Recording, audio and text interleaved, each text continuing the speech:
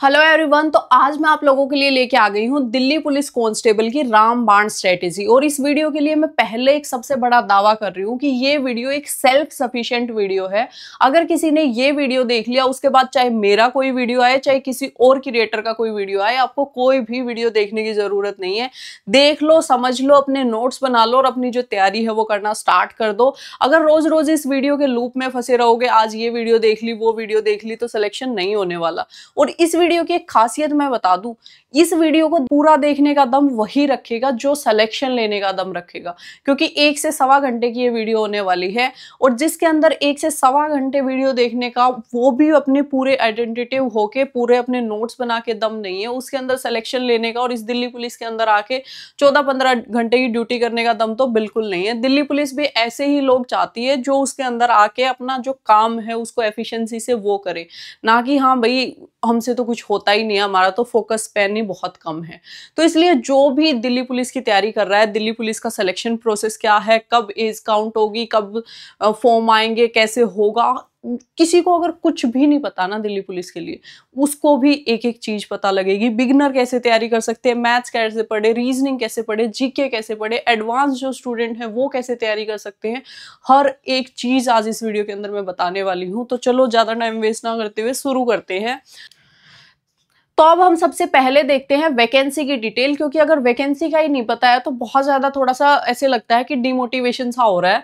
तो आप लोगों का जो कैलेंडर के अकॉर्डिंग दिल्ली पुलिस की वैकेंसी है वो 2 सितंबर को आप लोगों का जो फॉर्म है वो निकलेगा। 1 अक्टूबर तक आप लोगों का फॉर्म भरा जाएगा और नवंबर दिसंबर 2025 के अंदर कैलेंडर के हिसाब से आप लोगों का जो पेपर है वो करवाया जाएगा। अभी बहुत सारे स्टूडेंट्स का डाउट आ रहा है कि मैडम नया वेंडर आ रहा है, क्या नया वेंडर दिल्ली पुलिस का पेपर लेगा, अगर नया वेंडर लेगा तो कितना डिले हो सकता है। डिले होने के जो चांसेस हैं वो बहुत ही कम मान के चलो। एसएससी ऑलरेडी अपनी प्रिपरेशन के अंदर लगी हुई थी। अभी नया वेंडर आ रहा है नहीं आ रहा है उसके ऊपर भी कोई आप लोगों का जो कंफर्मेशन है वो नहीं आया है। और दूसरी बात, अगर आप तैयारी उस टाइम शुरू करोगे जिस टाइम आपका फॉर्म आ जाएगा, तो आप ये मान के चल सकते हो आपका सिलेक्शन नहीं होने वाला है। सिलेक्शन उसी का होगा जो 1 साल या 6 महीने, 6 से 9 महीने जी तोड़ मेहनत करेगा और अच्छे से एफर्ट्स डाल के अपनी जो तैयारी है वो कंप्लीट करेगा। अगर आपको ये लगता है कि हाँ जिस दिन फॉर्म आएगा उस दिन भर लूंगा फॉर्म और उस दिन तैयारी शुरू कर दूंगा, आज लिखवा के ले लो, सिलेक्शन नहीं होगा।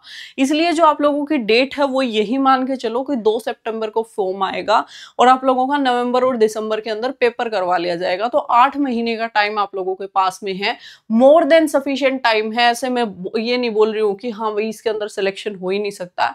8 महीने मोर देन सफिशिएंट टाइम है, बहुत आराम से आप लोग सिलेक्शन ले सकते हो। सिलेक्शन का प्रोसेस क्या है, आगे क्या क्या चीजें हैं वो जान लेते हैं। सबसे पहले ये पता होना चाहिए कि भाई फॉर्म भर कौन सकता है। आज मैं या मेरे जैसा कोई और बहन भाई अपनी प्रिपरेशन करना स्टार्ट कर देता, उसको यही नहीं पता कि एलिजिबिलिटी क्राइटेरिया क्या है, कौन इसको भर सकता है, तो बहुत बड़ा डिजास्टर हो जाएगा। क्योंकि जिस दिन फिजिकल देने जाओगे उस दिन अगर आपकी हाइट पूरी नहीं हुई तो आपको डिस्क्वालीफाई कर दिया जाएगा। तो सबसे पहले फिजिकल एलिजिबिलिटी क्राइटेरिया जान लेते हैं। जो मेल कैंडिडेट हैं, यूआर, ओबीसी और ईडब्ल्यूएस और उसके साथ में एससी, इन 4 कैटेगरी के जो मेल कैंडिडेट हैं उनकी हाइट होनी चाहिए 170 सेंटीमीटर, चेस्ट होनी चाहिए उन लोगों की 81 सेंटीमीटर और 4 से 5 सेंटीमीटर का जो ये एक्सपेंशन है, फुलाने के बाद जो है वो 4 सेंटीमीटर का एक्सपेंशन आप लोगों से मांगते हैं। तो ये आप लोगों का कंप्लीट होना चाहिए। फिजिकल स्टैंडर्ड अगर 170 सेंटीमीटर से हाइट कम है तो मैं यही रिकमेंड करूंगी कि दिल्ली पुलिस कांस्टेबल की तैयारी ना करके आप किसी और एग्जाम की तैयारी करो। दिल्ली पुलिस हेड कांस्टेबल में 165 सेंटीमीटर हाइट मांगी गई है। उसके बाद रिलैक्सेशन से रिलेटेड बहुत सारे डाउट आते हैं बच्चों को कि क्या मुझे हाइट में रिलैक्सेशन मिलेगा, मैं एससी से हूं, मैं ओबीसी से हूं। आप अभी साफ साफ सुन लो भाई, ओबीसी, एससी, ईडब्ल्यूएस, हाइट के अंदर कोई भी रिलैक्सेशन नहीं है, एक भी सेंटीमीटर का रिलैक्सेशन नहीं है। हाइट आप लोगों की एक्यूरेट होनी चाहिए। जो ये एसटी कैंडिडेट्स हैं उनके लिए 155 सेंटीमीटर है। उसके साथ में कुछ कैंडिडेट्स हैं जो हिली रीजन से आते हैं, गोरखा, कुमाऊं, इस रीजन से जो आते हैं, नॉर्थ ईस्ट स्टेट से आते हैं, उन लोगों के लिए 5 सेंटीमीटर का हाइट के अंदर रिलैक्सेशन है। अगर आप उस एरिया से आते हो तो आपके पास में प्रॉपर सर्टिफिकेट होना चाहिए, उसके बाद में ही आप लोग एलिजिबल होगे। अदरवाइज अगर आपकी हाइट पूरी नहीं है तो इस पेपर की तैयारी करने की जरूरत नहीं है। उसके बाद में अगर हम बात करें फीमेल कैंडिडेट्स की, तो फीमेल में भी सिमिलर है भाई, ईडब्ल्यूएस भी आएगा इसके साथ में और एससी भी आएगा। और एसटी के लिए 155 सेंटीमीटर चाहिए। सेम वही गोरखा और जो पर्टिकुलर पहाड़ी रीजन से आते हैं उनको भी 2 सेंटीमीटर का रिलैक्सेशन मिल जाता है। अगर एससी कैंडिडेट, बहुत सारी लड़कियां मैसेज करती हैं कि मैं फीमेल एससी कैंडिडेट हूं तो क्या मेरी 155 सेंटीमीटर हाइट है तो मैं एलिजिबल हो पाऊंगी? नहीं हो पाओगे आप। अगर आपकी 157 सेंटीमीटर हाइट है तो ही आप एलिजिबल हो सकते हो। अगर आपकी हाइट इस क्राइटेरिया के अंदर नहीं आ रही है तो मैं आप लोगों को रिकमेंड करूंगी आप अलग जो नॉन बेल्ट वाली फोर्सेस हैं उनके अंदर जाके अपनी प्रिपरेशन करो, क्योंकि ऑलमोस्ट बेल्ट वाली जो जॉब है उनके अंदर 157 सेंटीमीटर लड़कियों के लिए हाइट मांगी ही जाती है। तो इस चीज का आप लोगों को ध्यान रखना है। उसके बाद में अगर हम बात करें आप लोगों का जो दिल्ली पुलिस कांस्टेबल के लिए एलिजिबिलिटी क्राइटेरिया क्या है। एलिजिबिलिटी क्राइटेरिया क्योंकि सबसे ज्यादा जरूरी यही है, आप लोगों की जो एज है उसके साथ में आप लोगों के पास में कौन से डॉक्यूमेंट्स होने चाहिए, ये सबसे ज्यादा जरूरी है। अगर ये आपको लोगों के पास में नहीं होगा, पेपर में चाहे 100 में से 120 नंबर ले आना लेकिन सिलेक्शन नहीं होगा। तो इस चीज का ध्यान रखना सबसे ज्यादा जरूरी है। सबसे पहले अगर हम जान ले एज लिमिट जो यूआर है उसकी 18 से 25 साल के बीच में होनी चाहिए। ओबीसी के लिए 18 से 28 साल के बीच में और एससी और एसटी के लिए 18 से 30 साल के बीच में, ये आप लोगों की एज लिमिट होने वाली है। इससे कोई भी ज्यादा रिलैक्सेशन आप लोगों को नहीं मिलेगा। जो एससी एसटी कैंडिडेट है उनको इससे ज्यादा रिलैक्सेशन नहीं मिलेगा।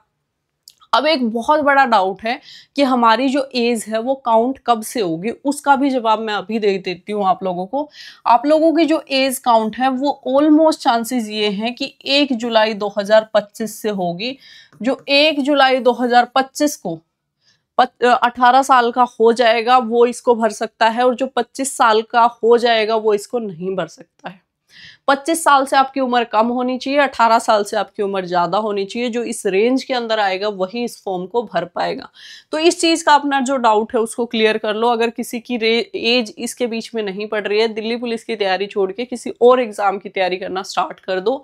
इसके जो चांसेस हैं वो 99% चांसेस यही हैं, क्योंकि क्या होता है 2 पार्ट में साल को अगर हम डिवाइड करें, एक पहला पार्ट है जो जनवरी से पहले से और छठे महीने तक का है, और दूसरा पार्ट है 7वें से 12वें महीने तक का। अगर कोई भी एग्जाम इस पीरियड के अंदर आता है तो 1 जनवरी से आप लोगों की जो एज है वो काउंट की जाती है। अगर इस पीरियड के अंदर कोई एग्जाम आता है तो उसकी जो एज है वो 1 जुलाई 2000 जो भी साल होगा उसके अकॉर्डिंगली काउंट की जाती है। यूजुअली रूल यही होता है। इसकी वजह से मैं आप लोगों को कह रही हूँ कि 99% आप लोगों की जो एज है वो 1 जुलाई 2025 से काउंट की जाएगी। उसके बाद में अगर हम बात करें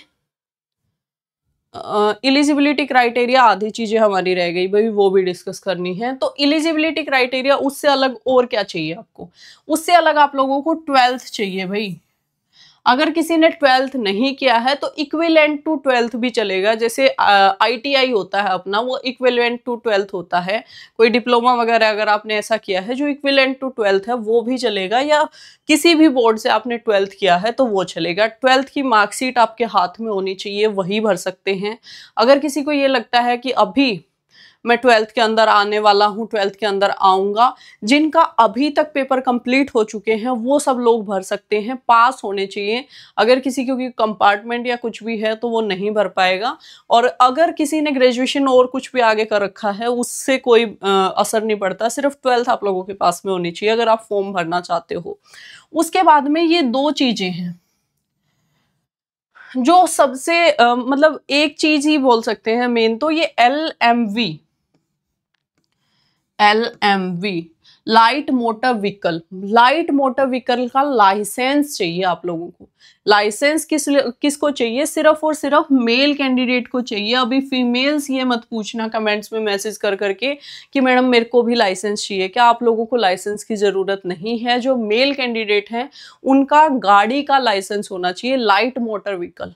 उसके अंदर आप गाड़ी कवर होती है, उसके अंदर छोटे जो भी साधन होते हैं वो सब उसके अंदर कवर होते हैं। हैवी व्हीकल का आप लोगों को लाइसेंस नहीं चाहिए। जो हैवी व्हीकल के लाइसेंस आप लोगों के आते हैं, जो आप लोगों को ड्राइवर के टाइम पे यूटिलाइज होते हैं, यहाँ पे सिर्फ आप लोगों को LMV चाहिए। अगर LMV के साथ मोटर व्हीकल विद गियर का भी है तो वो भी एक एडिशनल बेनिफिट है, लेकिन हमें जो यहाँ रिक्वायरमेंट है वो LMV की है।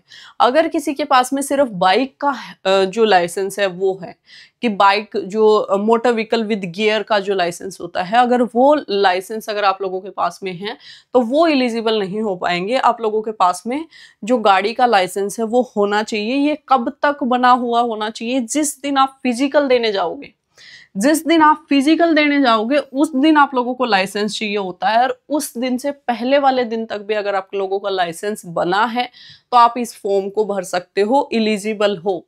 अगर किसी के पास में अभी नहीं है तो पैनिक होने की ज़रूरत नहीं है, आज जाके अप्लाई कीजिए। पहले आप लोगों का लर्नर बनेगा, उसके बाद में आप लोगों का जो परमानेंट DL है वो बन जाएगा। उसके बाद में कुछ लोग कहते हैं कि मेरे घर पे गाड़ी नहीं है। आपके घर पे गाड़ी नहीं है, कोई इशू नहीं है, कहीं से भी बाहर से सीख के आप अपना जो LMV है वो बनवा सकते हैं। कोई ज़रूरी नहीं है कि आपके घर पे वो गाड़ी होनी चाहिए या बहुत परफेक्टली आपको वो व्हीकल आना चाहिए। आप लोगों का लाइसेंस होना चाहिए, ये सबसे ज़्यादा ज़रूरी है। बाकी सारी चीज़ें जब डिपार्टमेंट में आ जाओगे सिखा दी जाएंगी, चलवा दी जाएंगी, करवा दिया जाएगा। इसके बाद में अगर हम बात करते हैं जो हमारी दिल्ली पुलिस कांस्टेबल है उसका सिलेक्शन प्रोसेस क्या है। सिलेक्शन प्रोसेस जान लेते हैं भाई। सारी चीज़ें जान ली कि हाँ ये होना चाहिए, मेरे पास में इतनी उम्र होनी चाहिए, इतनी हाइट होनी चाहिए, ये डॉक्यूमेंट्स होने चाहिए। हाँ, डॉक्यूमेंट्स में मैं एक चीज़ बताना भूल गई, जो OBC से हैं वो OBC सेंट्रल का सर्टिफिकेट बनवा लेना, और जो EWS से हैं वो 2025-26 का अपना EWS का सर्टिफिकेट बनवा लेना। SC ST के पास में अगर उनका कास्ट सर्टिफिकेट है वो स्टेट का भी है तो भी चल जाएगा। ये डॉक्यूमेंट्स आप लोगों के पास में होने चाहिए। उसके बाद में हम अपना जो कंप्लीट सिलेक्शन प्रोसेस है वो जान लेते हैं। जो हमारा सिलेक्शन प्रोसेस है उसके अंदर सबसे पहली जो स्टेज होती है उसके अंदर हमारा एक कंप्यूटर बेस्ड एग्जाम होता है। उसके बाद में हमारा फिजिकल टेस्ट होता है, और उसके बाद में हमारा मेडिकल टेस्ट होता है, और इसके बाद में हमारी फाइनल जो है कट ऑफ लग जाती है, और उसके बाद में आप लोगों को ट्रेनिंग के लिए बुला लिया जाता है। इसके अंदर क्या होता है, कंप्यूटर टेस्ट की एक कट ऑफ लगती है। वटएवर आगे मैं दिखाऊंगी भी पिछली साल्स में क्या कट ऑफ लगी थी। एक कट ऑफ लगेगी, अगर आप उस कट ऑफ से अगर आपके ज़्यादा नंबर हैं तो आपको फिजिकल के लिए बुलाया जाएगा। अगर आप फिजिकल पास कर लेते हो तो फिर आप लोगों को मेडिकल के लिए बुलाया जाएगा, और अगर सारी चीज़ें पास हो जाती हैं तो फाइनली आप लोगों को दिल्ली पुलिस ज्वाइन करने के लिए बुलाया जाएगा। बहुत अच्छे से एक दिल्ली पुलिस का ज्वाइनिंग लेटर दिया जाएगा। मैंने भी अपना बहुत संभाल के और लेमिनेट करा के रखा हुआ है। आप लोगों को भी वैसे ही रखना होगा, पूरी उम्र भर की कमाई होती है वो हमारी। उसके बाद में अगर हम बात करें कि भाई मार्क्स किसके जुड़ते हैं, 3 आपने स्टेज बता दी, क्या हर स्टेज के मार्क्स होते हैं या किसी एक स्टेज के मार्क्स होते हैं, क्या होता है? तो आप लोगों का जो फिजिकल एग्जाम होता है वो क्वालिफाइंग इन द नेचर होता है, और मेडिकल एग्जाम होता है वो भी क्वालिफाइंग इन द नेचर होता है। क्वालिफाइंग इन द नेचर में का मतलब क्या हुआ मैम? बहुत सारे बच्चों ने आर्मी वगैरह की भर्ती देखी होगी, तो उस टाइम पे आप सुनते हो कि एक्सीलेंट में मैंने रेस मारी।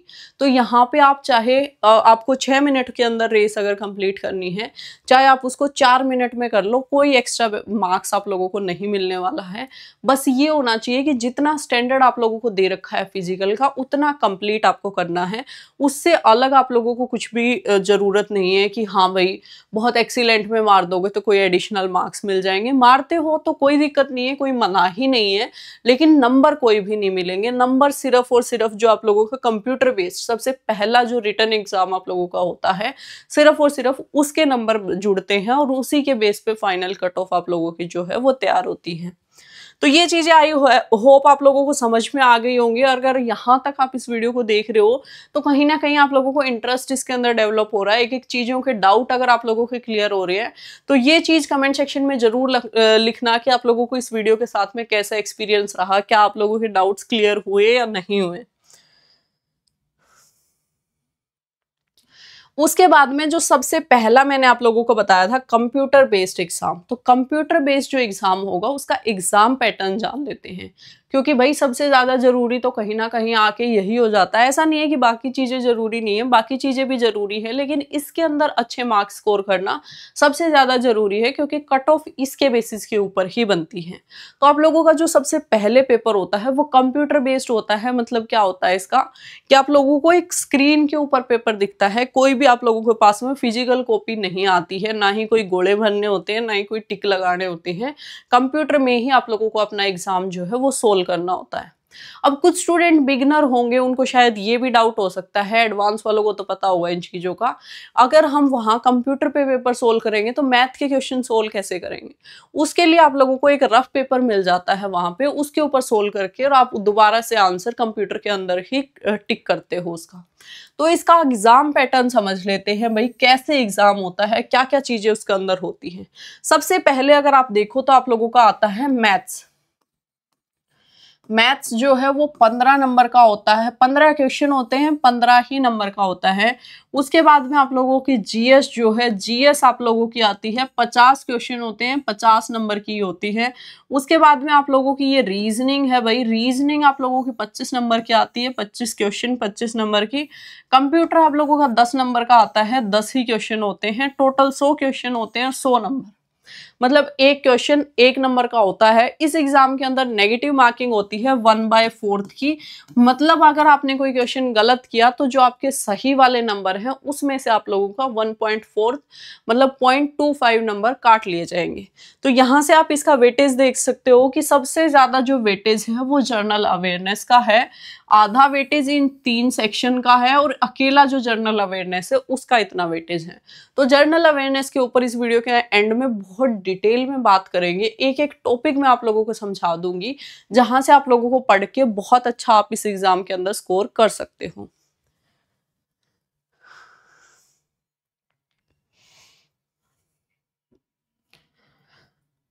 अब हम देख लेते हैं भाई हमारा जो फिजिकल टेस्ट है उसकी डिटेल्स। फिजिकल टेस्ट के अंदर क्या क्या होता है, क्या क्या चीजें करनी होती हैं, वो समझ लेते हैं। फिजिकल टेस्ट के अंदर आप लोगों को भाई जो मेल कैंडिडेट है, मेल कैंडिडेट के लिए जो मेजर होता है वो ये वाला ही होता है, क्योंकि हम मेजरली लोग जो है वो इस वाली कैटेगरी से ही बिलोंग करते हैं। तो आप लोगों का जो फिजिकल है 1600 मीटर आप लोगों को करनी होती है 6 मिनट के अंदर। लॉन्ग जंप आप लोगों का 4 फीट होता है, हाई जंप ये देख सकते हो। अगर आपकी एज इससे ऊपर है या एक्स सर्विस मैन वगैरह जो होते हैं उनके लिए है। हमें जो मेजरली स्टूडेंट्स बिलोंग करेंगे वो इसी कैटेगरी से करेंगे, और आप लोगों को ये फिजिकल स्टैंडर्ड्स अपने क्लियर करने होंगे। अगर कोई फीमेल 30 साल से नीचे है तो उसको 1600 मीटर करनी होगी भाई 8 मिनट में, 10 फीट का लॉन्ग जंप और 3 फीट की हाई जंप करनी होगी। अगर इस एज से ऊपर है तो उन लोगों का जो फिजिकल क्राइटेरिया है वो ये रहने वाला है। बेसिकली जो फिजिकल है वो यही रहने वाला है फीमेल के लिए, और ये रहने वाला है मेल के लिए। अगर पिछली बार के हाल बताऊं मैं आप लोगों को, इतनी जल्दी फिजिकल आया था, इतने सारे स्टूडेंट ऐसे थे जिनका फाइनल लिस्ट में सिलेक्शन हो सकता था और उनका फिजिकल नहीं हो पाया। पिछली बार शायद 25 से 30% लोगों का ही फिजिकल क्लियर हो पाया था, जितने लोग उन्होंने कॉल किए थे उसके अंदर से। तो आप देख सकते हो कि फिजिकल भी बहुत आसान इस एग्जाम का नहीं होता है, ठीक ठाक लेवल का फिजिकल जो है वो इसके अंदर होता है। इस बोर्ड के ऊपर वीडियो बनाने की थोड़ी आदत कम है, पानी भी लेती हूँ एक बार।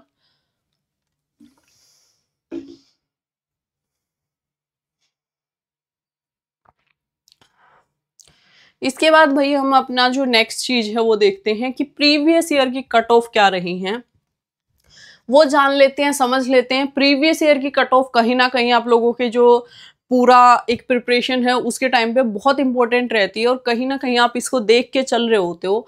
तो आप लोगों को मैं दिखा दूं कि पिछले सालों में क्या क्या कट ऑफ रही है। एक तो आप लोगों का जो एग्जाम आया था वो आया था 2020 के अंदर, और एक एग्जाम आया था 2023 के अंदर, उसकी कट ऑफ शायद अगले वाले उसके ऊपर होगी।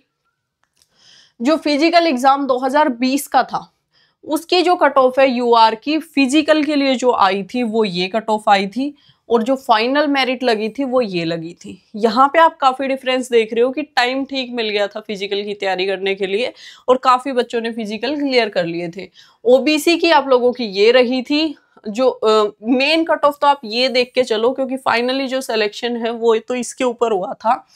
तो जो आप लोगों की ये कट ऑफ है फाइनल मेल की, ओबीसी की ये है, इसके अंदर उस टाइम के ऊपर एससी की कट ऑफ अपनी ये गई थी। एसटी की कट ऑफ, एसटी के अंदर कंपटीशन दिल्ली पुलिस के अंदर अच्छा खासा होता है, तो भाई अगर एसटी कैंडिडेट हो तो थोड़ी सी अपनी तैयारी खींच के रखना, क्योंकि दिल्ली पुलिस सब इंस्पेक्टर के अंदर भी अच्छा कंपटीशन होता है और दिल्ली पुलिस कांस्टेबल के अंदर भी अच्छा कंपटीशन आपको देखने को मिलता है।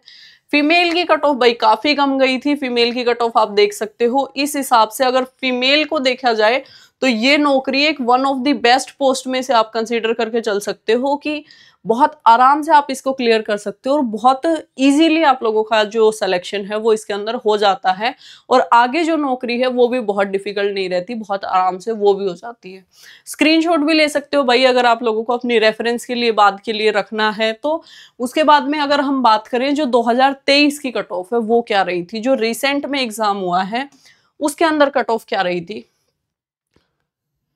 यहाँ आप देखो सिर्फ 3 मार्क्स का गैप है, वहां आप लोगों का कम से कम 10 नंबर का गैप था। ये क्यों था, क्योंकि जितने लोग फिजिकल के लिए बुलाए थे उसमें फिजिकल इतने ही लोगों का क्लियर हो पाया था जो लगभग इसके आसपास ही बैठ रहे थे, तो बहुत ही कम मार्जिन पे आप लोगों को देखने को मिलेगा।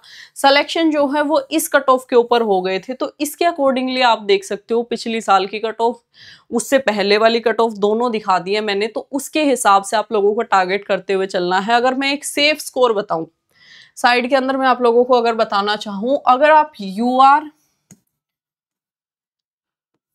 ओबीसी और ईडब्ल्यूएस से मेल कैंडिडेट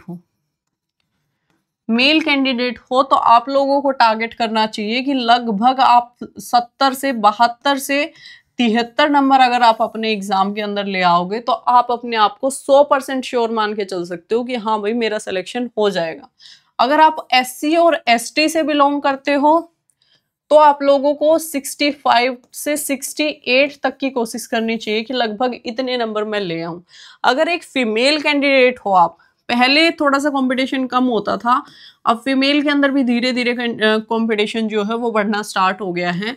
अगर फीमेल में आप यूआर, ओबीसी और ईडब्ल्यूएस से बिलोंग करती हो तो आप लोगों को अपनी कोशिश करनी है कि लगभग आप 65 मार्क्स स्कोर कर लो अगर आप लोगों को अपना फाइनल सिलेक्शन चाहिए तो। उसके बाद में अगर आप एससी और एसटी से बिलोंग करती हो तो आप लोगों को 55 से 57 नंबर का टारगेट लेकर चलना चाहिए कि लगभग इतने नंबर में स्कोर कर लो। और आगे आने वाली इस वीडियो के अंदर मैं एक एक चीज की क्लैरिटी दे दूंगी आप लोगों को कि कैसे आप ये 75 नंबर स्कोर कर सकते हो और कैसे आप ये 55 65 जो भी मैंने आप लोगों के लिए स्कोर बताए हैं इनको कहाँ कहाँ से और कैसे मैक्सिमम कर सकते हो। हर एक चीज की क्लैरिटी आप लोगों को इसके साथ में मिलती हुई चलेगी। बिल्कुल भी टेंशन लेने की जरूरत नहीं है कि भाई इतनी कट ऑफ जा रही है या इतनी बहुत कम ही कट ऑफ जा रही है आप लोगों की। उसके बाद में हमने भाई अपना पेपर जो है उसकी बात कर ली, उसके बाद में हमने फिजिकल जो है उसकी बात कर ली, लेकिन मेडिकल भी कहीं ना कहीं एक ऐसा बोल सकते हो आप, एक ऐसी चीज है जहाँ पे बहुत डिस्क्वालिफिकेशन होती है और बहुत बार ऐसी भी चीज हो जाती है कि जो आप क्योर भी नहीं कर सकते। पेपर में नंबर नहीं आ रहे भाई, थोड़ा सा और पढ़ लेंगे नंबर बढ़ जाएंगे। फिजिकल नहीं हो पा रहा भाई, थोड़ी सी और मेहनत कर लेंगे फिजिकल हो जाएगा। लेकिन अगर कोई ऐसी बीमारी आप लोगों को है जो क्योर नहीं हो सकती तो आपका सिलेक्शन नहीं हो सकता। इसलिए मेडिकल के जो बेसिक पॉइंट्स हैं उनको भी ध्यान में रखते हुए चलना है। एक मेरी पहले भी 2-4 दिन पहले वीडियो आई है एसएससी सीपीओ फिजिकल से मेडिकल से रिलेटेड, आप लोगों को उस वीडियो को डिटेल में देख लेना है। कुछ पॉइंट्स को मैं यहाँ पे भी डिस्कस करूंगी और बाकी जो चीजें हैं कैसे आप इन छोटे छोटे पॉइंट से बच सकते हो, कैसे कैसे इन चीजों को चेक किया जाता है, हर एक चीज की डिटेल मैंने उस वीडियो के अंदर कवर की है। तो आप जाके उस वीडियो को भी जरूर से देखना ताकि आप लोगों को एक एक चीज की क्लैरिटी हो पाए।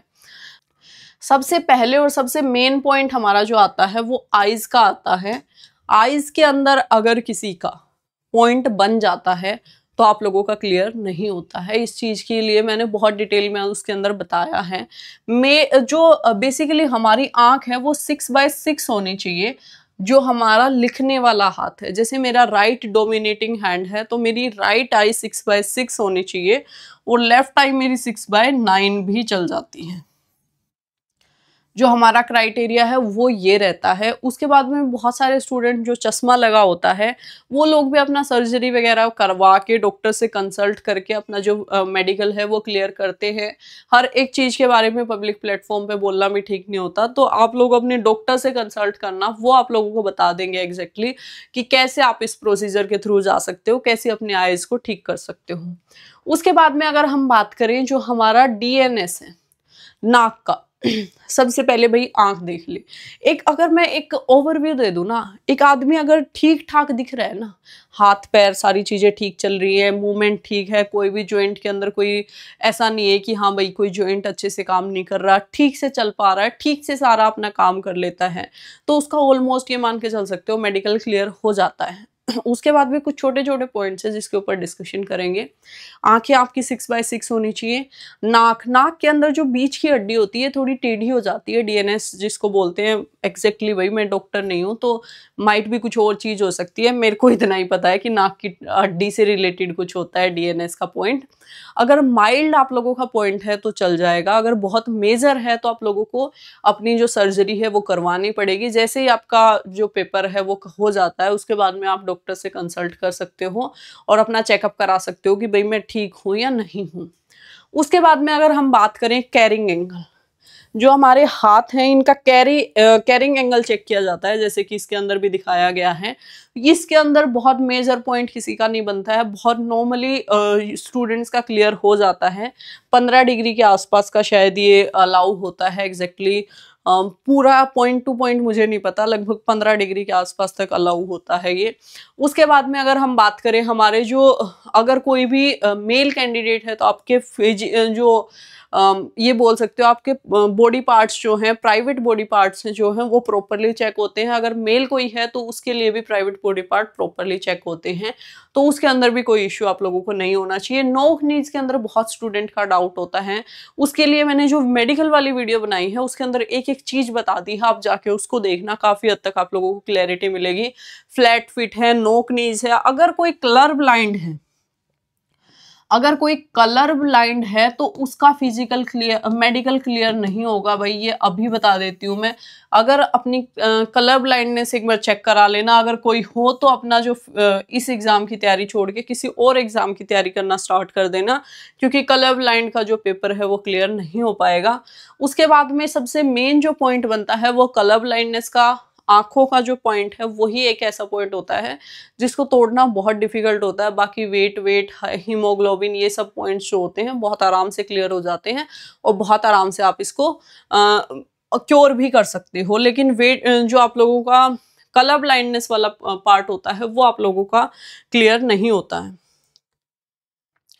तो ये जो थी भाई बेसिक जानकारी जो जो आपके एग्जाम से रिलेटेड है, आपका पेपर कैसे होगा, क्या पैटर्न होगा, क्या क्या चीजें होंगी, कौन सा मेडिकल कौन सा फिजिकल, जो भी चीज हो सकती थी हर एक चीज मैंने आप लोगों को बताई। अब हम बात करेंगे आप लोगों की जो स्ट्रेटेजी है एग्जाम के लिए वो क्या होनी चाहिए, कैसे आप जो ये एग्जाम है आपका कंप्यूटर बेस्ड एग्जाम या रिटर्न एग्जाम बोल सकते हो इसको क्लियर कर सकते हो। 100 नंबर में से 75 नंबर लाने कैसे हैं वो अब समझ लेते हैं। वो सबसे ज्यादा जरूरी है क्योंकि बहुत सारे स्टूडेंट सिर्फ इस चीज के लिए मेरे साथ में यहाँ तक जुड़े हुए होंगे। तो सबसे पहले अगर मैं बात करूं आप लोगों की जो कंप्लीट स्ट्रेटेजी फॉर बिगनर, जो ये वाला पार्ट रहेगा वो बिगनर स्ट्रेटेजी के लिए रहेगा। इसके बाद में एडवांस का जो पार्ट है उसको मैं लास्ट के अंदर रखूंगी और वहां पे एक एक चीज को मैं कवर करूंगी। तो सबसे पहले तो भाई अगर आप दिल्ली पुलिस की तैयारी कर रहे हो, दिल्ली पुलिस की तैयारी अगर आप हमारे साथ में जुड़ के करना चाहते हो तो आप हमारे साथ में जुड़ के जो दिल्ली पुलिस की तैयारी है वो कर सकते हो हमारे मेंटर 365 एप्लीकेशन के ऊपर। मेंटर 365 एप्लीकेशन के ऊपर हमारे जो बैचेज हैं वो आते हैं, मैं खुद उसके अंदर मेंटरशिप करती हूँ, खुद आप लोगों को गाइडेंस देती हूँ। जो दिल्ली पुलिस HCM का बैच है, दिल्ली पुलिस इसके अंदर ऑल एग्जाम्स का बैच है, दिल्ली पुलिस कांस्टेबल का बैच है, अगर आप इनके अंदर से कोई भी बैच लेना चाहते हो तो इन एग्जाम्स के अंदर आप इनरोल कर सकते हो। इन बैचेस के अंदर आप लोगों की जो फीस है वो 499 रहेगी और आप लोगों को कंप्लीट तैयारी करवाई जाएगी। एक एक दिन की चीजें बताई जाएंगी कि आज आपको क्या पढ़ना है, कहाँ से पढ़ना है, कैसे पढ़ना है, हर एक चीज की क्लैरिटी आप लोगों को इन बैचेस के अंदर मिलेगी। इसके अंदर आप लोगों को प्रैक्टिस बैच मिलेगा, स्कोर बूस्टर पीडीएफ मिलेंगी, उसके साथ में आप लोगों को एक डाउट सोल्विंग ग्रुप मिलेगा जहां पे मैं पर्सनली आप लोगों के डाउट सोल्व करती हूँ। आप लोगों का मैथ्स, जीके, रीजनिंग, हर तरीके के डाउट्स जो हैं वो सोल्व किए जाते हैं। अगर किसी स्टूडेंट को कोई ऐसी दिक्कत आ रही है कि भाई हाँ उसको कुछ समझ नहीं आ रहा, तो उसके लिए वो पर्सनली हमसे बात कर सकता है। इसके साथ साथ में इस बैच की जो फीस है वो अगर आपका सिलेक्शन हो जाता है तो 100% आप लोगों को रिफंड मिलेगी। जितने भी स्टूडेंट हमारे बैच से सिलेक्शन लेंगे उनको फीस रिफंड मिलेगी, उसके साथ में एक्स्ट्रा गिफ्ट मिलेंगे। अगर कोई हमारे बैच से टॉप करता है तो उसको बुलेट बाइक फ्री मिलेगी। ये अनाउंसमेंट ऑलरेडी हम कर चुके हैं। तो अगर आप लोग भी चाहते हो दिल्ली पुलिस की तैयारी करना तो हमारे साथ में जुड़ के अपनी जो तैयारी है वो कर सकते हो। तो अभी तक आप लोगों ने देखा कि क्या क्या इसका पूरा प्रोसेस है। अब जो सबसे मेन मुद्दे की चीज है तैयारी कैसे करनी है वो समझ लेते हैं, वो जान लेते हैं। कंप्लीट बिगिनर्स को तैयारी कैसे करनी है वो सबसे पहले समझाती हूँ, उसके बाद एडवांस की बताऊंगी एक एक चीज। अगर आप दिल्ली पुलिस की तैयारी कर रहे हो या गवर्नमेंट जॉब के किसी भी एग्जाम की तैयारी कर रहे हो तो आप लोगों को टेक्स्ट बुक का पास प्रो जरूर लेना चाहिए। टेक्स्ट बुक के ऊपर फिलहाल जो सेल चल रही है, जिस टाइम मैं ये वीडियो बना रही हूँ उस टाइम के ऊपर जो आप लोगों की सेल चल रही है, कामयाबी सेल, उसके अंदर 615 रुपए के अंदर आप लोगों को जो इनका टेस्ट पास है वो मिल रहा है। उसके ऊपर अगर आप DSSC कूपन कोड लगाओगे तो आप लोगों को एक्स्ट्रा 12% का डिस्काउंट मिल जाएगा। अगर आप ये कूपन कोड नहीं यूज करोगे तो डिस्काउंट आप लोगों को नहीं मिलेगा। जो चाहता है कि मुझे एडिशनल डिस्काउंट मिल जाए वो DSSC कूपन कोड लगा लेना। ये टेक्स्ट बुक का पास प्रो लेना है आप लोगों को। अगर आप परचेज कर रहे हो उस टाइम के ऊपर ध्यान रखना है कि पास प्रो आप लोगों को परचेज करना है। तो इसके अंदर मिलता क्या क्या है वो मैं आपको बता देती हूँ। इसके अंदर 1 ईयर की आप लोगों को कंप्लीट वारंटी वैलिडिटी मिलती है भाई। उसके साथ में इसमें PYQs भी होते हैं, इसमें नए मॉक टेस्ट भी होते हैं और ऑल गवर्नमेंट जॉब के जो मॉक टेस्ट हैं वो इसके अंदर मिल जाते हैं। SSC, बैंकिंग, रेलवे, टीचिंग, किसी भी एग्जाम की आप तैयारी कर रहे हो, जो आप एग्जाम बोलोगे उसका मॉक टेस्ट इसके ऊपर अवेलेबल हो जाएगा। और ये काटे पीटे अभी थोड़ी सी आदत कम है इस बोर्ड की तो राइटिंग थोड़ी सी अजीब आ रही है इसके ऊपर। तो जिसके पास में भी टेक्स्ट बुक का पास प्रो नहीं है, अगर आप किसी भी एग्जाम की तैयारी करना चाहते हो तो ये जरूर ले लेना। उसके बाद में जो कुछ बेसिक चीजें हैं कि भाई सबसे पहले जो हमारा एग्जाम है वो मैंने आप लोगों को पैटर्न अभी थोड़ी देर पहले दिखाया था पूरा कि क्या हमारा एग्जाम का पैटर्न है। एग्जाम का पैटर्न जो है वो हमारा ये था। इसके अकॉर्डिंगली आप देख सकते हो हमारा जो कॉन्ट्स है वो मैंने पहले आप लोगों को बता दिया था। इसके अंदर से मैंने आप लोगों को ऑलरेडी ये सारी चीजें एक्सप्लेन कर दी थी कि कौन सा जो एग्जाम के अंदर कौन सा सब्जेक्ट कितने कितने मार्क्स का आप लोगों का होता है। तो अभी हम अपनी जो बात करते हैं कि भाई इसकी हर एक जो आप लोगों का कंप्लीट एग्जाम है इसकी तैयारी कैसे करनी है। तो आप लोगों को 4 सब्जेक्ट यहाँ पे आप लोगों को दिख रहे हैं। इन 4 सब्जेक्ट्स के अंदर थ्योरी करनी है आप लोगों को, उसके अंदर प्रैक्टिस करनी है। एडिशनली क्या क्या चीजें कैसे कैसे होंगी वो चीजें हम समझेंगे। सबसे पहले हम ये वाली चीज समझते हैं, इसके अंदर हमने क्या बनाया है और कैसे ये चीज आप लोगों को हेल्प करेगी वो देख लेते हैं। देखो जो मैथ्स है, कंप्यूटर है और रीजनिंग है, ये है स्कोरिंग सब्जेक्ट। यहाँ पे आप लोगों को ये जो टोटल 50 नंबर के सब्जेक्ट है ना, 50 मार्क्स के हैं, इसके अंदर से कोशिश करनी है कि 45 प्लस आप लोग स्कोर करो। और ये जो सब्जेक्ट है, ये जो जीके है, ये आप लोगों का डिसाइडिंग सब्जेक्ट है। यहाँ तो स्कोर कर लोगे लेकिन यहाँ जो स्कोर करोगे वो आपको कंफर्मेशन देगा कि आपका सिलेक्शन होगा या नहीं होगा। तो सिलेक्शन वाला सब्जेक्ट जो है वो ये है। यहाँ से आप लोगों का सिलेक्शन डिसाइड होगा कि भाई आपका सिलेक्शन होगा या नहीं होगा। और ये ऐसा जो 3 सब्जेक्ट बाकी के बच गए, ये ऐसे सब्जेक्ट है जहाँ स्कोर करना ही करना पड़ेगा। अब ये करना ही करना पड़ेगा, ये करना कैसे है वो समझाती हूँ मैं आपको। सबसे पहले अगर आप लोगों के पास में अभी तक भी दिल्ली पुलिस का कंप्लीट सिलेबस नहीं है तो मेरे टेलीग्राम चैनल के ऊपर मैं रिक्वेस्ट करूंगी टीम से, साइड के अंदर टेलीग्राम का जो लोगो है वो दिखा दे। और उसके साथ में डिस्क्रिप्शन बॉक्स में मैंने टेलीग्राम का लिंक डाला हुआ है, वहां पे जाके मेरी जो कंप्लीट सिलेबस वाली PDF है उसको प्रिंट करा लो या उसको अपने हाथ से लिख लो। अपने हाथ से लिख के वो सारी चीजें रेडी करके अपना पूरा सिलेबस समझ लो कि एक्चुअली आप लोगों के एग्जाम के अंदर क्या आता है, वो आप लोगों को ले लेना है। उसके बाद में आप लोगों को समझना है कि भाई अब आगे कैसे बढ़ना है। ये तो आपका हो गया कि भाई यहाँ स्कोर करना है, ये डिसाइड करेगा। मैडम इसमें स्कोर करें कैसे वो तो बताओ। वो बताते हैं आप लोगों को वन बाय वन। सबसे पहले अगर हम जाते हैं मैथ्स के ऊपर, सबसे पहले वैसे रीजनिंग के ऊपर बात करते हैं। रीजनिंग ऐसा सब्जेक्ट है जहाँ पे कहीं ना कहीं ये मान के चल सकते हो स्कोर करना आसान है और बहुत आराम से इसके अंदर बहुत कम टाइम के ऊपर स्कोर कर सकते हो। सबसे पहले भाई रीजनिंग जो है 25 नंबर का पूछा जाता है। 25 नंबर का ही एसएससी के एग्जाम्स के अंदर पूछा जाता है। एसएससी सीजीएल हो गया आप लोगों का, और आप लोगों का एसएससी सीएचएसएल हो गया, उनके अंदर भी सिर्फ आप लोगों से 25 नंबर का ही पूछा जाता है। तो इसके अंदर इसको कैसे पढ़ना है वो समझते हैं।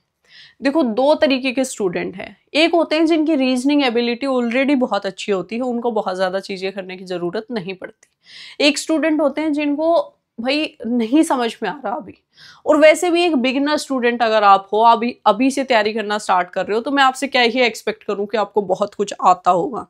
सबसे पहले एक सिंपल सी चीज करनी है, या तो आपने अगर टेक्स्ट बुक का पास ले लिया है तो वहां से 2 प्रीवियस ईयर मॉक लगा लो। अगर वो नहीं लिया है तो आप लोगों को एक RBE रेवोल्यूशन टेलीग्राम चैनल है,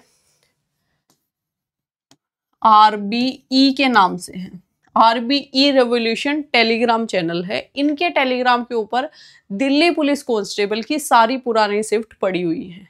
क्या करना है, पुरानी शिफ्ट मिल गई मैडम, 2 शिफ्ट आप लोगों को वहां से उठानी है और आप लोगों को देखना है कि भाई मुझे क्या आ रहा है और क्या नहीं आ रहा है। जो जो चीजें आपको आती, मतलब लाइक आपका किसी का 15 नंबर आएंगे, किसी के 10 भी आ सकते हैं, किसी के 5 भी आ सकते हैं। कोई भी डिमोटिवेशन की या कोई भी ऐसी चिंता करने की जरूरत नहीं है भाई मेरे अच्छे नहीं आ रहे, मेरे अच्छे आ रहे हैं, क्या हो रहा है। एक बात बता देती हूँ, अगर किसी स्टूडेंट के 18 से 20 के बीच में नंबर आ रहे हैं, 18 से 20 के बीच में नंबर आ रहे हैं, तो अभी जो 8 महीने का टाइम आगे आने वाला है उसके अंदर वो सिर्फ और सिर्फ मॉक टेस्ट से अपना रीजनिंग का जो स्कोर है उसको इम्प्रूव कर लेगा।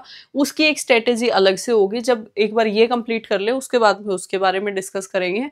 और जो स्टूडेंट है जिनका 15 से कम आ रहा है, उन स्टूडेंट्स को देखना है कि कौन कौन से चैप्टर मुझे नहीं आते हैं। अब जैसे आप कुछ लोग होंगे जिनसे मिरर इमेजेस बन पा रहा होगा, वाटर इमेजेस बन पा रहा होगा, लेकिन ऑलमोस्ट स्टूडेंट से जो चैप्टर नहीं बन पाते हैं वो मैं आपको बता देती हूँ।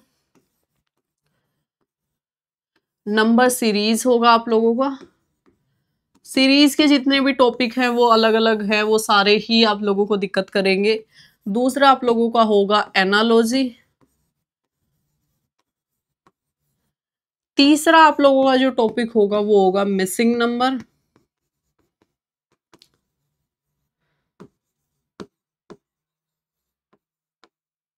चौथा आप लोगों का जो टॉपिक होगा वो होगा कोडिंग डिकोडिंग।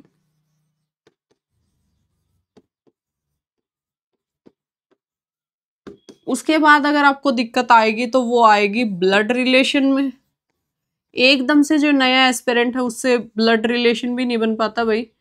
तो ये जो बेसिक टॉपिक हैं ये हमें कहाँ से करने हैं वो भी समझाऊंगी मैं।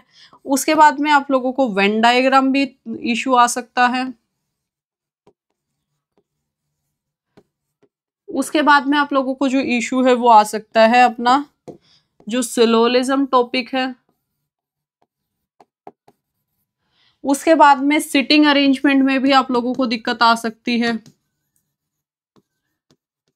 ये जितने टॉपिक मैंने आप लोगों को बताए हैं इनको आप लोगों को लिख लेना है, मेरी स्पेलिंग्स के ऊपर मत जाना। अपने अच्छे से इन सारे टॉपिक्स को लिख लेना। मैंने तो काफी कचरा पचरा करके यहाँ आप लोगों के सामने लिखा है। ये 8 से 10 टॉपिक ऐसे होंगे जो आप लोगों को नहीं समझ में आएंगे, नहीं बनेंगे। एक बिगिनर एस्पिरेंट हो तो सबसे पहले एक चार्ट बना लो ABCD का, उनके नंबरिंग के साथ में। A का नंबर 1, B का नंबर 2, पूरा A से M तक ऊपर लिखो, N से Z तक नीचे लिख लो, उनके नंबर लिख लो, उनको याद कर लो कि कौन से अक्षर का कौन सा नंबर होता है। उसके बाद में कौन सा किसके अपोजिट होता है, M N के अपोजिट होता है, A Z के अपोजिट होता है, B Y के अपोजिट होता है। ये सारे आप लोगों को याद होने चाहिए। सबसे पहला रीजनिंग के पहले दिन का काम आप लोगों का यही है। उसके बाद में सबसे पहले जो टॉपिक आप लोगों को स्टार्ट करना है वो होगा कोडिंग डिकोडिंग। अब कोडिंग डिकोडिंग को पढ़ना कैसे है, कहाँ से समझना है, ये चैप्टर आप लोगों को पढ़ने हैं। सबसे पहले आप लोग पढ़ोगे कोडिंग डिकोडिंग, नंबर अगर मैं इनके ऊपर लगा दूं तो। दूसरे नंबर के ऊपर आप पढ़ोगे एनालॉजी। तीसरे नंबर के ऊपर आप लोग पढ़ोगे नंबर सीरीज, ये हर तरीके की सीरीज आप इसके अंदर कर लेना। फोर्थ नंबर पे आप पढ़ लेना मिसिंग नंबर। उसके बाद में ये जो चैप्टर है इनको आगे पीछे भी पढ़ सकते हो। पहले वेन डायग्राम पढ़ लेना, फिफ्थ नंबर पे वेन डायग्राम कर लेना, फिर सिलोलिज्म करना, और इनको ब्लड रिलेशन, सीटिंग अरेंजमेंट, इनको जब भी आप चाहो उस टाइम के ऊपर कर सकते हो, कोई भी इश्यू इनके अंदर आप लोगों को नहीं आएगा। तो अब समझते हैं कि उसकी थ्योरी कैसे करनी है, फिर उसकी प्रैक्टिस कैसे करनी है। सबसे पहले मैंने आप लोगों को बताया कि कोडिंग डिकोडिंग आपको पढ़ना। कोडिंग डिकोडिंग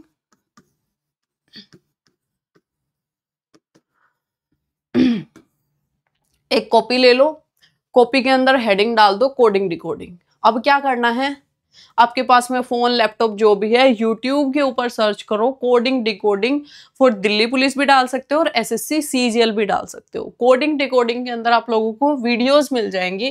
थ्योरी के अंदर आपको पीयूष सर की वीडियोस भी समझ में अगर आपको आती है उनसे पढ़ सकते हो। विक्रमजीत सर की वीडियोस भी अच्छी होती हैं, विक्रमजीत सर से पढ़ सकते हो। या फिर RWA के ऊपर अगर कोई टीचर पढ़ा रहा है, रीजनिंग आपको उनकी समझ में आ रही है तो उनसे पढ़ सकते हो। ये 3-4 रिकमेंडेशन मेरी हैं। कोडिंग डिकोडिंग आपको इनसे जिस भी टीचर से समझ में आता है उससे कंप्लीट करना है। कितना करना है डेली मैडम, कितना पढ़े, कैसे करें, जितनी आपकी कैपेसिटी है उतना पढ़ लो, लेकिन ऐसे मत करना कि पूरा दिन रीजनिंग ही पढ़ते रहे। चारों सब्जेक्ट को मैनेज करते हुए चलना है। तो लगभग ये मान के चलो कि 1 घंटे की 40 मिनट से 1 घंटे की वीडियो आप लोगों को देख लेनी है, और उसके साथ साथ में नोट्स बनाते हुए चलना है, जो जो चीजें वो आप लोगों को बताते हैं। तो ये हो गया मैडम की थ्योरी पढ़ ली। अब थ्योरी के बाद क्या है, जो प्रैक्टिस है वो मेन रोल प्ले करती है। जब तक प्रैक्टिस नहीं करोगे जो सिलेक्शन है वो नहीं होगा। प्रैक्टिस को हम 2 पार्ट्स में करेंगे। एक पार्ट हमारा होगा ऑफलाइन प्रैक्टिस वाला जिसके अंदर हम बुक यूज करेंगे। एक होगा हमारा ऑनलाइन प्रैक्टिस वाला जिसके अंदर हम क्विजेस और मॉक टेस्ट यूज करेंगे।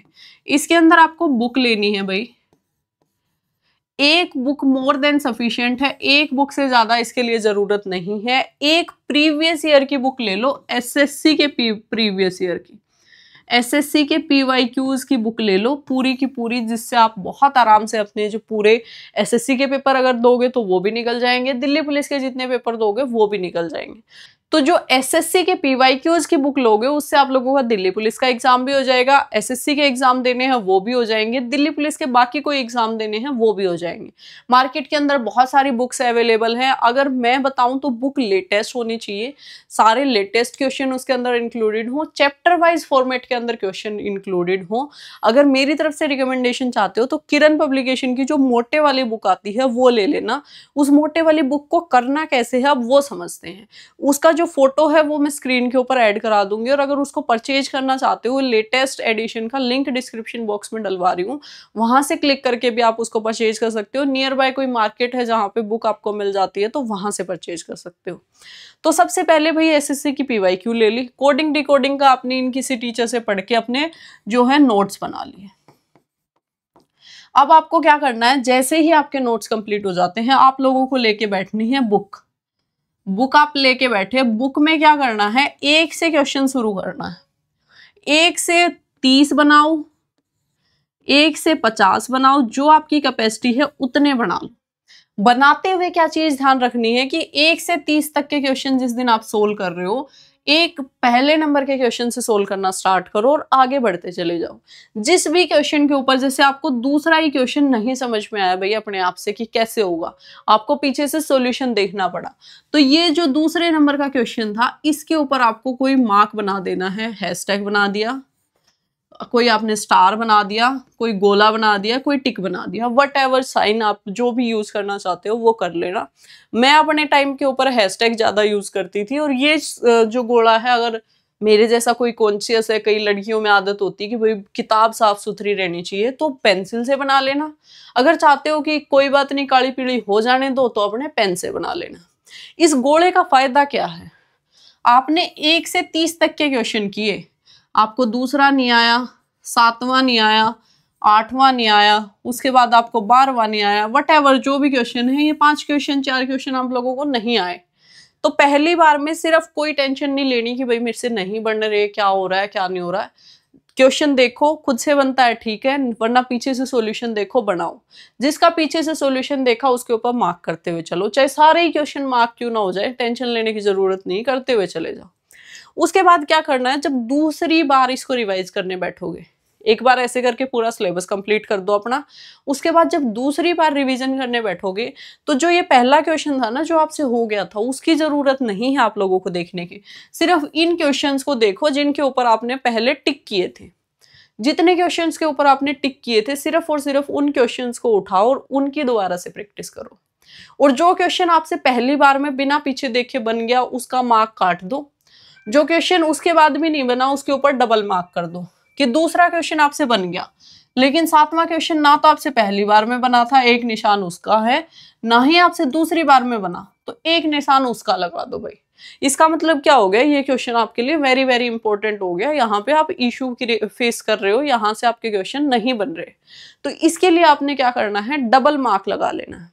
उसके बाद जो ऑनलाइन वाली प्रैक्टिस है वो समझते हैं।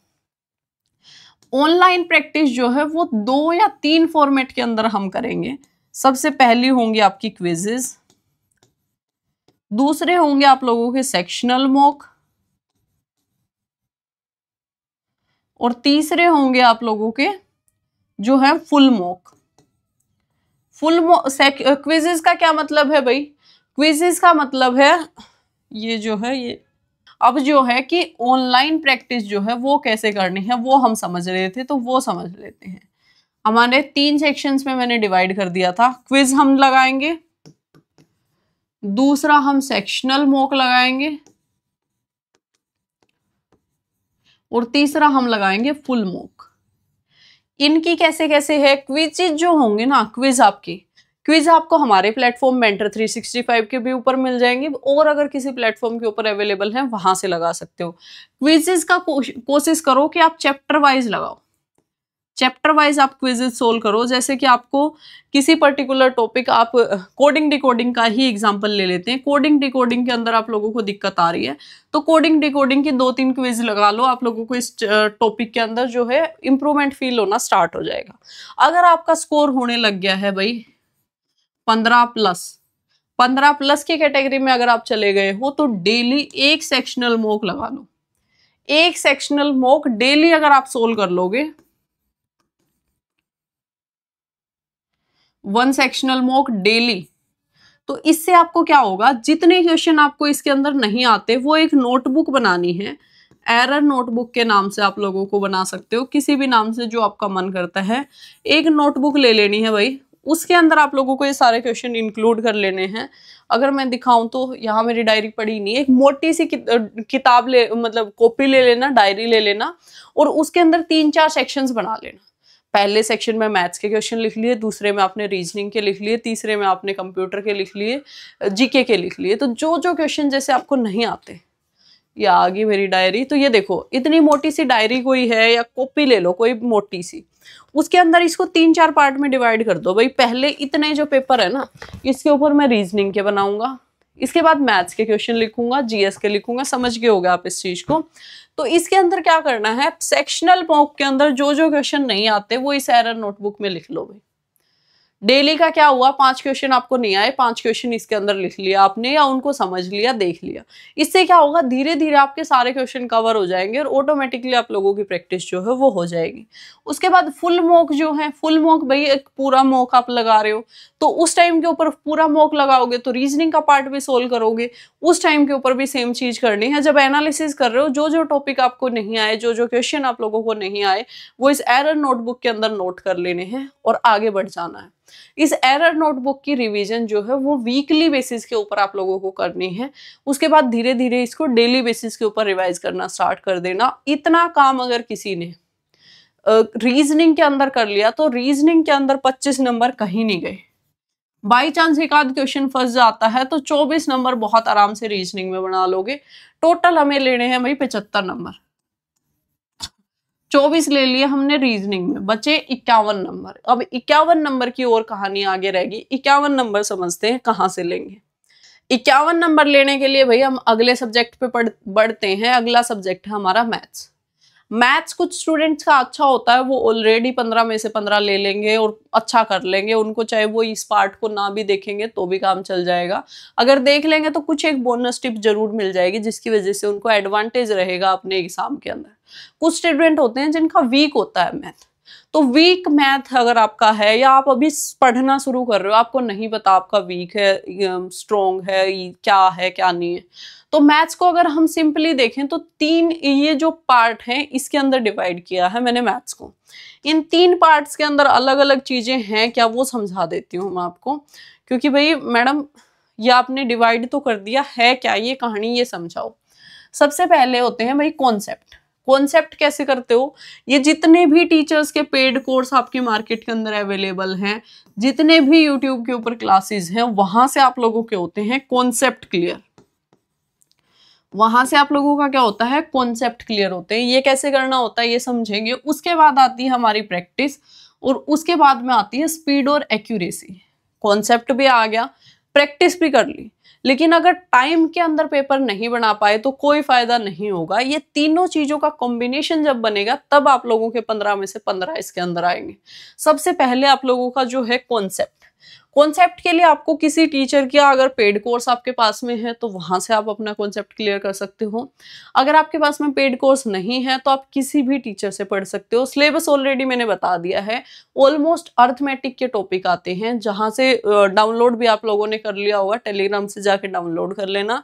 उस सिलेबस की लिस्ट लगा लो साइड में और अपना डेली का कॉन्सेप्ट पढ़ना स्टार्ट कर दो। पेड कोर्स है तो कोई भड़क ही नहीं है भाई, उन्होंने जो जो पढ़ा रखा है सब कुछ कर लो। यूट्यूब से अगर पढ़ रहे हो, यूट्यूब के ऊपर आप लोगों को 2-3 टीचर्स की मैं रिकमेंडेशन दे देती हूँ। एक राहुल तेवतिया सर हैं आपके RWA के ऊपर, एक साहिल सर हैं आप लोगों के, साहिल सर से आप पढ़ सकते हो, वाईफाई स्टडी पे पढ़ाते थे वो, अभी कोई क्विक मैथ्स टिप्स के नाम से शायद कुछ उनका चैनल है, उनसे पढ़ सकते हो। या फिर आप पढ़ सकते हो आदित्य रंजन सर से। इन तीनों में से किसी की भी वीडियो आप देख लेना, या और भी कोई टीचर अगर आपको समझ में आता आप उनकी वीडियो देख लेना। सिंपल वीडियो के टाइम पे आप लोगों को ध्यान क्या रखना है, ये गलती मत कर देना कि रोज रोज वीडियो देखे जा रहे हो। जैसे आज आपने स्टार्ट किया परसेंटेज आपने स्टार्ट किया, तो परसेंटेज स्टार्ट करने के बाद आपका क्या सबसे पहला काम क्या होना चाहिए, सबसे पहला काम है एक नोटबुक लेके आनी है जिसके अंदर नोट्स बनाने। ले आए भाई, अब आपने अपना खोलना है फोन के अंदर यूट्यूब। अगर पेड कोर्स है तो वो खोल लो, यूट्यूब है तो वो खोल लो। वो भी खोल लिया मैम, सर्च करो उसके ऊपर परसेंटेज फॉर दिल्ली पुलिस, वो सर्च कर लिया, टीचर मिल गया, वीडियो मिल गई। वीडियो को देखना शुरू करो, जो जो कॉन्सेप्ट वो बताते हैं प्रॉपर नोट्स बनाओ। मैथ्स के अंदर नोट्स बनाने बहुत जरूरी है, और जब तक नोट्स नहीं बनाओगे आप लोगों का जो कॉन्सेप्ट है वो क्लियर नहीं होगा। सारे कॉन्सेप्ट के नोट्स बनाते हुए चलना है। डेली कोशिश करनी है 1 से सवा घंटे की क्लास देखो आप और उसके नोट्स बना लो। जैसे ही आपके परसेंटेज के नोट्स कंप्लीट हो जाते हैं तो कॉन्सेप्ट वाला जो पार्ट है आप लोगों का वो कवर हो गया। कंसेप्ट वाला जो पार्ट है वो आप लोगों ने वो कवर कर लिया, तो अब नेक्स्ट पार्ट क्या है, प्रैक्टिस करनी है। प्रैक्टिस क्या करनी है आप लोगों को, नेक्स्ट पार्ट क्या है भाई हमारा, प्रैक्टिस करनी है। अब प्रैक्टिस कहां से करनी है, PYQs की प्रैक्टिस करनी है। प्रैक्टिस जो हम करेंगे वो PYQs की करेंगे और चैप्टर वाइज फॉर्मेट के अंदर PYQs की प्रैक्टिस करेंगे। अगर आप चाहते हो कि आप सिर्फ दिल्ली पुलिस के एग्जाम्स के लिए तैयारी करना है, या फिर आपका मैथ्स मतलब बहुत अच्छे लेवल का नहीं है, तो सबसे पहले मैं आप लोगों को रिकमेंड करूंगी किरण की एक चैप्टर वाइज बुक आती है सिर्फ और सिर्फ, जिसके अंदर इंग्लिश के क्वेश्चन, मैथ्स के क्वेश्चन आप लोगों के हैं। चैप्टर वाइज वाली ये पतली सी बुक है, 1000 के अराउंड इसके अंदर क्वेश्चंस हैं। सबसे पहले आप इस बुक को लगाओ। अगर आप सीधी SSC वाली बुक के ऊपर कूद जाओगे आपका सिलेबस जो है वो कंप्लीट नहीं हो पाएगा। अपनी सबसे पहले इस बुक को लगाओ, फोटो मैं स्क्रीन के ऊपर ऐड करा दूंगी। उस बुक के अंदर से सबसे पहले चैप्टर वाइज क्वेश्चन लगाओ। जैसे ही परसेंटेज का कॉन्सेप्ट कंप्लीट हुआ, डायरेक्टली नेक्स्ट डे प्रैक्टिस के ऊपर चल पड़ो। यहाँ दूसरा टॉपिक चलता रहेगा, प्रॉफिट एंड लॉस। मान लो यहाँ पे आपने शुरू कर दिया, इसके ऊपर आप लोगों का जो टाइम 2 घंटे दे रहे थे उसको 1 घंटा करके आधे घंटे का टाइम या 30 से 40 मिनट का टाइम आप PYQs की प्रैक्टिस को देना शुरू कर दो। पहले दिन पे आप 10 से 15 क्वेश्चन ही कर पाओगे, दूसरे दिन के ऊपर, तीसरे दिन के ऊपर धीरे धीरे आपकी जो स्पीड है वो बढ़ेगी और 120, 20 से 30 थोड़े से क्वेश्चन आप लोगों के बढ़ेंगे। सेम वही पैटर्न होने वाला है इसके अंदर भी, जो मैंने अभी रीजनिंग के अंदर बताया था। जो क्वेश्चन नहीं आता नोट कर लो, और जो क्वेश्चन बन जाता है उसके ऊपर कोई भी टिक मार्क लगाने की जरूरत नहीं है। जब आप ये फॉर्मेट कंप्लीट कर लोगे तो उसके बाद आपको देखने को मिलेगा कि आपके कुछ एक क्वेश्चन ऐसे हैं जो अभी आपसे नहीं बन रहे। बहुत सारे स्टूडेंट अभी मेरे कमेंट सेक्शन में आ जाएंगे कि मैडम मैंने पूरे कॉन्सेप्ट कर लिए लेकिन मेरे क्वेश्चन नहीं बन रहे। वो क्वेश्चन ना बनने का जो सबसे मेन रीजन है वो यही है कि आपने पीवाईक्यूज की प्रैक्टिस नहीं की है। जिस दिन आपने पीवाईक्यूज की प्रैक्टिस करनी शुरू कर दी, आप लोगों के क्वेश्चन बनने शुरू हो जाएंगे 101%। पहली बार में अगर क्वेश्चन नहीं आता है, कोई टेंशन लेने की जरूरत नहीं है, पीछे से सॉल्यूशन देखो, समझो क्वेश्चन को और आगे बढ़ जाओ। अगर आप हमारे पेड बैच के साथ में जुड़े हुए हो, अगर आपका क्वेश्चन नहीं बनता है तो उस क्वेश्चन का स्क्रीनशॉट लो, फोटो खींचो और ग्रुप के अंदर डाल दो, वहां से आप लोगों को सोल्यूशन मिल जाएगा। उसके बाद में अगर आप नहीं जुड़े हुए हो हमारे साथ में, किसी और टीचर के साथ में पढ़ रहे हो या अपने खुद से पढ़ रहे हो, तो अपने किसी दोस्त से उस चीज का सॉल्यूशन करा लो और आपका वो क्वेश्चन हो जाएगा। उसके साथ में अगर आपने ये चैप्टर वाइज वाला वो कर लिया, अगर आप हमारे बैच में जुड़ोगे तो आप लोगों को हम स्कोर बूस्टर पीडीएफ देंगे, that will be more than enough. वहां से आप लोगों का पूरा काम जो है वो हो जाएगा, उससे अलग आप लोगों को जरूरत नहीं पड़ेगी कुछ और करने की। अगर आप हमारे साथ में नहीं जुड़े हुए हो और अगर आप अच्छी तैयारी करना चाहते हो मैथ्स की, तो जो किरण पब्लिकेशन की एसएससी के पीवाईक्यूज वाली बुक आती है, एसएससी के पीवाईक्यूज वाली जो बुक आती है उसको और सोल्व कर लेना।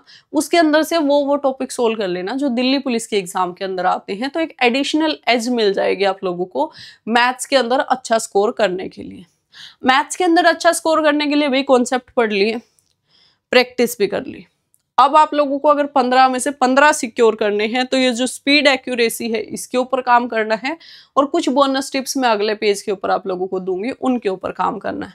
सबसे पहली बात भाई, स्पीड और एक्यूरेसी वाला जो गेम है इसके अंदर कैलकुलेशन की प्रैक्टिस करेंगे भाई हम।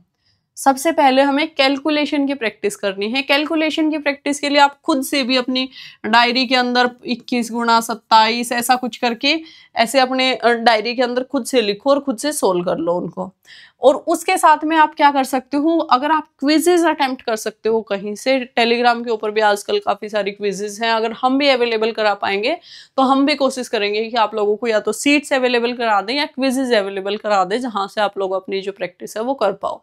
तो ये आप लोगों को कैलकुलेशन करनी है। कैलकुलेशन के साथ में आप लोगों को 1 से 30 तक के स्क्वायर्स याद करने हैं, मतलब वर्ग याद करने हैं, और 1 से 15 तक के घन याद करने हैं। घन बोले या क्यूब, ये आप लोगों को याद होने चाहिए। 1 से 25 तक के पहाड़े तो 100% याद होने चाहिए। 1 से 25 तक की टेबल अगर 1 से 30 तक कर सकते हो तो वेल एंड गुड है, बहुत अच्छी बात है, एडिशनल पॉइंट है। ये जो चीजें हैं 3 चीजें इनको कर लो। उसके बाद में बेसिक परसेंटेज, बेसिक परसेंटेज 1/10 10% होता है भाई, 1/5 20% होता है भाई। ये जो सारे जिस दिन परसेंटेज पढ़ोगे आपका टीचर सबसे पहले यही पढ़ाएंगे। ये सारी चीजें आपको होनी चाहिए। कैलकुलेशन की ये बेसिक्स है। उसके बाद में इस तरीके से आप अपनी डेली 10 से 15 मिनट अगर कैलकुलेशन को दोगे तो काम चल जाएगा। बहुत ज्यादा कैलकुलेशन पे काम करने की जरूरत नहीं है। दूसरी चीज है सेक्शनल मॉक। एक स्टूडेंट है भाई, ऑलरेडी वो 12 के ऊपर है, 12 से 13 के ऊपर है, तो उसको क्या करना चाहिए, उसको लगाने चाहिए डेली बेसिस के ऊपर 1 से 2 sectional mock. Sectional mock previous year के सेक्शनल मॉक, ये कहाँ मिलेंगे आपको, ये मिलेंगे टेक्स्ट बुक के ऊपर। टेक्स्ट बुक का जो पास प्रो है उसके अंदर आप लोगों को ये मिलेंगे। ऑलरेडी मैं बता चुकी हूँ, अगर किसी ने नहीं लिया है तो भाई ले लो। सेक्शनल मॉक रीजनिंग के, मैथ्स के, हर चीज के आप लोगों को लगाने पड़ेंगे। ये 2 चीजें आप लोगों को करनी होंगी स्पीड और एक्यूरेसी को इम्प्रूव करने के लिए। अगर आपने ये चीजें कर ली तो स्पीड भी अच्छी हो जाएगी, एक्यूरेसी भी अच्छी हो जाएगी, प्रैक्टिस भी होगी, कॉन्सेप्ट भी होगी। तो अब आप लोगों को कुछ और टिप मैं दे देती हूँ कि कैसे आप लोगों को जो एक एडवांटेज लेके चल सकते हो आप अपने इस एग्जाम के अंदर, कैसे आप बहुत अच्छा स्कोर कर सकते हो। तो सबसे पहले एक अलग से फॉर्मूला नोटबुक बना लो भाई। टीचर्स की जो फॉर्मूला वाली बुक है उनके ऊपर डिपेंड मत रहो, बहुत मोटी बुक बना रखी है और दिल्ली पुलिस के लिए इतनी जरूरत नहीं है। जितने फॉर्मूले आपको आपके टीचर ने पढ़ाए, जितने कॉन्सेप्ट आप लोगों को आपके टीचर ने पढ़ाए, उसके लिए एक पतली सी डायरी ले लो और उसके अंदर सारे फॉर्मूले लिख लो। ये हो गया। ये जो सारे फॉर्मूले लिख लिए, इसको डेली 10 मिनट टू 30 मिनट तक का जितना आपसे टाइम दिया जाए, डेली सुबह उठ के ये फॉर्मूले पढ़ना शुरू कर दो। डेली सुबह उठ के जब आप ये फॉर्मूले पढ़ोगे तो आपके दिमाग में बस जाएंगे। जो भी मेंसुरेशन के जो भी क्वेश्चन आपके आएंगे 1 सेकंड में आप निकाल पाओगे। उसके बाद में जो एरर नोटबुक रीजनिंग के टाइम पे समझाई थी, मोटी वाली डायरी के अंदर जो एक सेक्शन बनाना है वो इसके अंदर मैथ का भी बनाना है। जो आपसे क्वेश्चन मॉक के अंदर नहीं होते वो लिखने हैं, किताब के अंदर से नहीं होते वो इसके अंदर लिखने की जरूरत नहीं है। सिर्फ और सिर्फ किताब के अंदर टिक करना है। जो मॉक के अंदर नहीं होते वो इस एरर नोटबुक के अंदर नोट कर लेने हैं। और उसके साथ में क्वेश्चंस अलग से निकाल लो, पैटर्न अलग से निकाल लो। जैसे मैं रेस का जो पर्टिकुलर पैटर्न था, एक आगे भाग गया, दूसरे उसके कुछ देर बाद भागा, तो उस क्वेश्चन में मैं बहुत स्ट्रगल करती थी। तो उस क्वेश्चन को मैंने टिपिकली एक अलग से कॉन्सेप्ट को प्रॉपर एक कॉपी के अंदर लिखा हुआ था, जो ये मेरी एरर नोटबुक थी इसी के अंदर, और उस कॉन्सेप्ट को मैं बार बार प्रैक्टिस करती थी। तो ये चीज आप भी कर सकते हो। जिस पर्टिकुलर टॉपिक के ऊपर आप लोगों को दिक्कत आती है उसको प्रॉपर एक पेज के ऊपर लिख लो, 2-3 उसके एग्जाम्पल लिख लो और बार बार उस चीज की रिवीजन करो। तो 15 में से 15 लेके आना कोई बहुत बड़ी बात नहीं है। ऑलरेडी मैं आप लोगों को समझा चुकी हूँ। यूट्यूब चैनल मैंने आप लोगों को बता दी है, बेस्ट बुक आप लोगों को बता दी। यूट्यूब चैनल अगर अभी तक भी किसी ने नहीं देखे थे, अभी भी दोबारा रिकमेंडेशन चाहते हो तो राहुल सर है भाई RWA पे, साहिल सर हैं आपके वाईफाई स्टडी पे पढ़ाते थे, अब एक बार इनका वो देख लेना।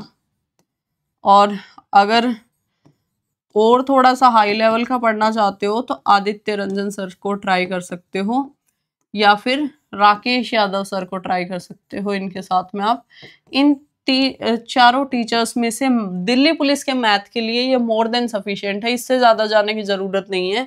हर टीचर के पीछे पीछे भागने की जरूरत नहीं है। बहुत एडवांस लेवल के क्वेश्चंस करने की जरूरत नहीं है। बेसिक मैथ आता है, बहुत आराम से सोल्व हो जाएगा। बुक्स आप लोगों को बता दी कि किरण की दिल्ली पुलिस वाली लेनी है। कौन सी लेनी है? दिल्ली पुलिस वाली लेनी है। जो एडवांस लेवल के ऊपर जाना चाहता है वो SSC PYQs ले सकता है। अगर किसी और पब्लिकेशन की भी आपके पास में है तो भी कोई बहुत बड़ी बात नहीं है, उनके साथ में भी आप अपनी जो तैयारी है वो कर सकते हो। मैथ्स आप लोगों को अगर मैं समराइज करूं तो कॉन्सेप्ट पढ़ने, किसी एक टीचर से आपने पढ़ा, आपने इन टीचर्स में से किसी से पढ़ा, उसके बाद में आप लोगों ने इसके जो है क्वेश्चन प्रैक्टिस कर लिया और उसके बाद में मॉक टेस्ट लगा लिए जो आप लोगों को टेक्स्ट बुक से लगाने हैं। मैथ्स कंप्लीटली सॉर्टेड है। ये तीनों चीजों के ऊपर काम करते हुए चलना है, इन तीनों चीजों को बनाते हुए चलना है। अगर आपने ये सारी चीजें कर ली तो मैथ के अंदर हमारा जो स्कोर है वो 14 से 15 हो जाएगा। हमारा जो नंबर बचे थे अभी 51 नंबर बचे थे। 51 नंबर में से 14 मार्क्स हमने स्कोर कर लिए यहाँ पे। पूरा का पूरा 15 नहीं लेके चलते, 14 हमने यहाँ स्कोर कर लिए तो हमारे बचे अब 37 नंबर। 37 नंबर अभी और लेके आने हैं। 75 मतलब स्कोर, ये वो स्कोर है जिसके ऊपर 100% सिलेक्शन होगा ही होगा। 37 नंबर और लेके आने हैं और 60 नंबर का पेपर अभी हमारे पास में बचा हुआ है। उसको देख लेते हैं भाई कहाँ से लेके आएंगे। जर्नल अवेयरनेस को लास्ट के लिए रखते हैं, पहले कंप्यूटर कर लेते हैं भाई। कंप्यूटर देखो भाई बहुत लंबा चौड़ा सब्जेक्ट नहीं है, लंबी चौड़ी चीजें नहीं है। 10 नंबर का कंप्यूटर आता है और 3 से 4 टॉपिक अगर आपने कर लिए तो आप लोग ये मान के चल सकते हो कंप्यूटर में 6 से 7 नंबर कहीं नहीं गए। सिंपल एक पतली सी बुक आती है कंप्यूटर की, लिमिटेड सा सिलेबस है, बहुत आराम से हो सकता है। करना कैसे शुरू करना है भाई? बहुत सारे SSC वाले एस्पिरेंट हैं, चाहे मैं ही क्यों ना हो, मुझे खुद नहीं कंप्यूटर इतने अच्छे से आता, तो शुरू कहाँ से करें? मैं एक बिगिनर एस्पिरेंट हूँ मैडम, आज मैंने कंप्यूटर उठाया है, कहाँ से शुरू करूँ? सबसे पहले भाई या तो कोई कंप्यूटर की थ्योरी की बुक ले लो। अगर थ्योरी की बुक नहीं, वैसे मैं रिकमेंड नहीं कर रही कि थ्योरी की बुक आप लो, सिर्फ आप एक कॉपी ले लो, जैसे मैथ्स के लिए रीजनिंग के लिए ली थी, एक पतली सी कॉपी उठाओ, यूट्यूब खोलो और सर्च करो। यूट्यूब खोल के जो सिलेबस है वो मैंने ऑलरेडी बता रखा है, वहां से जाके आप उसको देख लेना किस टीचर से पढ़ना है। नवीन शर्मा सर की एक प्लेलिस्ट है RWA के ऊपर, या फिर प्रीति मैम की एक प्लेलिस्ट है एग्जामपुर मैडम की शायद प्लेलिस्ट जो है एक RBE रेवोल्यूशन टेलीग्राम चैनल के ऊपर भी प्लेलिस्ट है, उसको भी आप देख सकते हो। RBE के ऊपर जो मैडम है उनका नाम मेरे को एग्जैक्टली ध्यान नहीं आ रहा।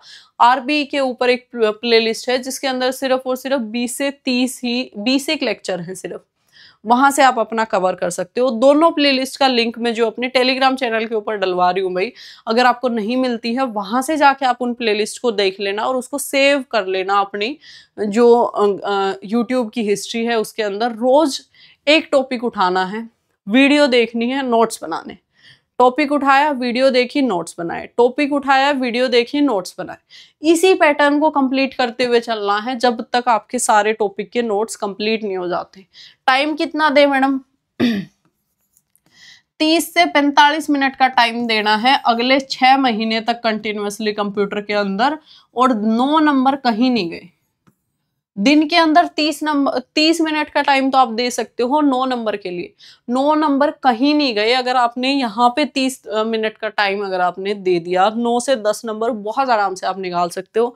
पहले सारे कॉन्सेप्ट पढ़ लो, कॉन्सेप्ट पढ़ने के बाद क्या करना है, PYQs की प्रैक्टिस करनी है। PYQs की प्रैक्टिस के लिए आप किरण की जो मोटी वाली बुक आती है, एक बुक आती है, उसका मैं स्क्रीनशॉट लगा दूंगी इधर, वो आपको SSC CGL के अंदर भी हेल्प करेगी और दिल्ली पुलिस के एग्जाम के लिए तो परफेक्ट है, आप उसके साथ में जा सकते हो। अगर उसके साथ में नहीं जाना चाहते तो RBE रेवोल्यूशन टेलीग्राम चैनल के ऊपर कंप्यूटर का कंपाइलेशन पड़ा हुआ है, कंप्यूटर का एक कंपाइलेशन पड़ा हुआ है सारी शिफ्ट का, ऑल शिफ्ट्स का। आप सिर्फ और सिर्फ वो PYQ सोल्व कर लेना, वहां से आप लोगों का जो काम है वो हो जाएगा।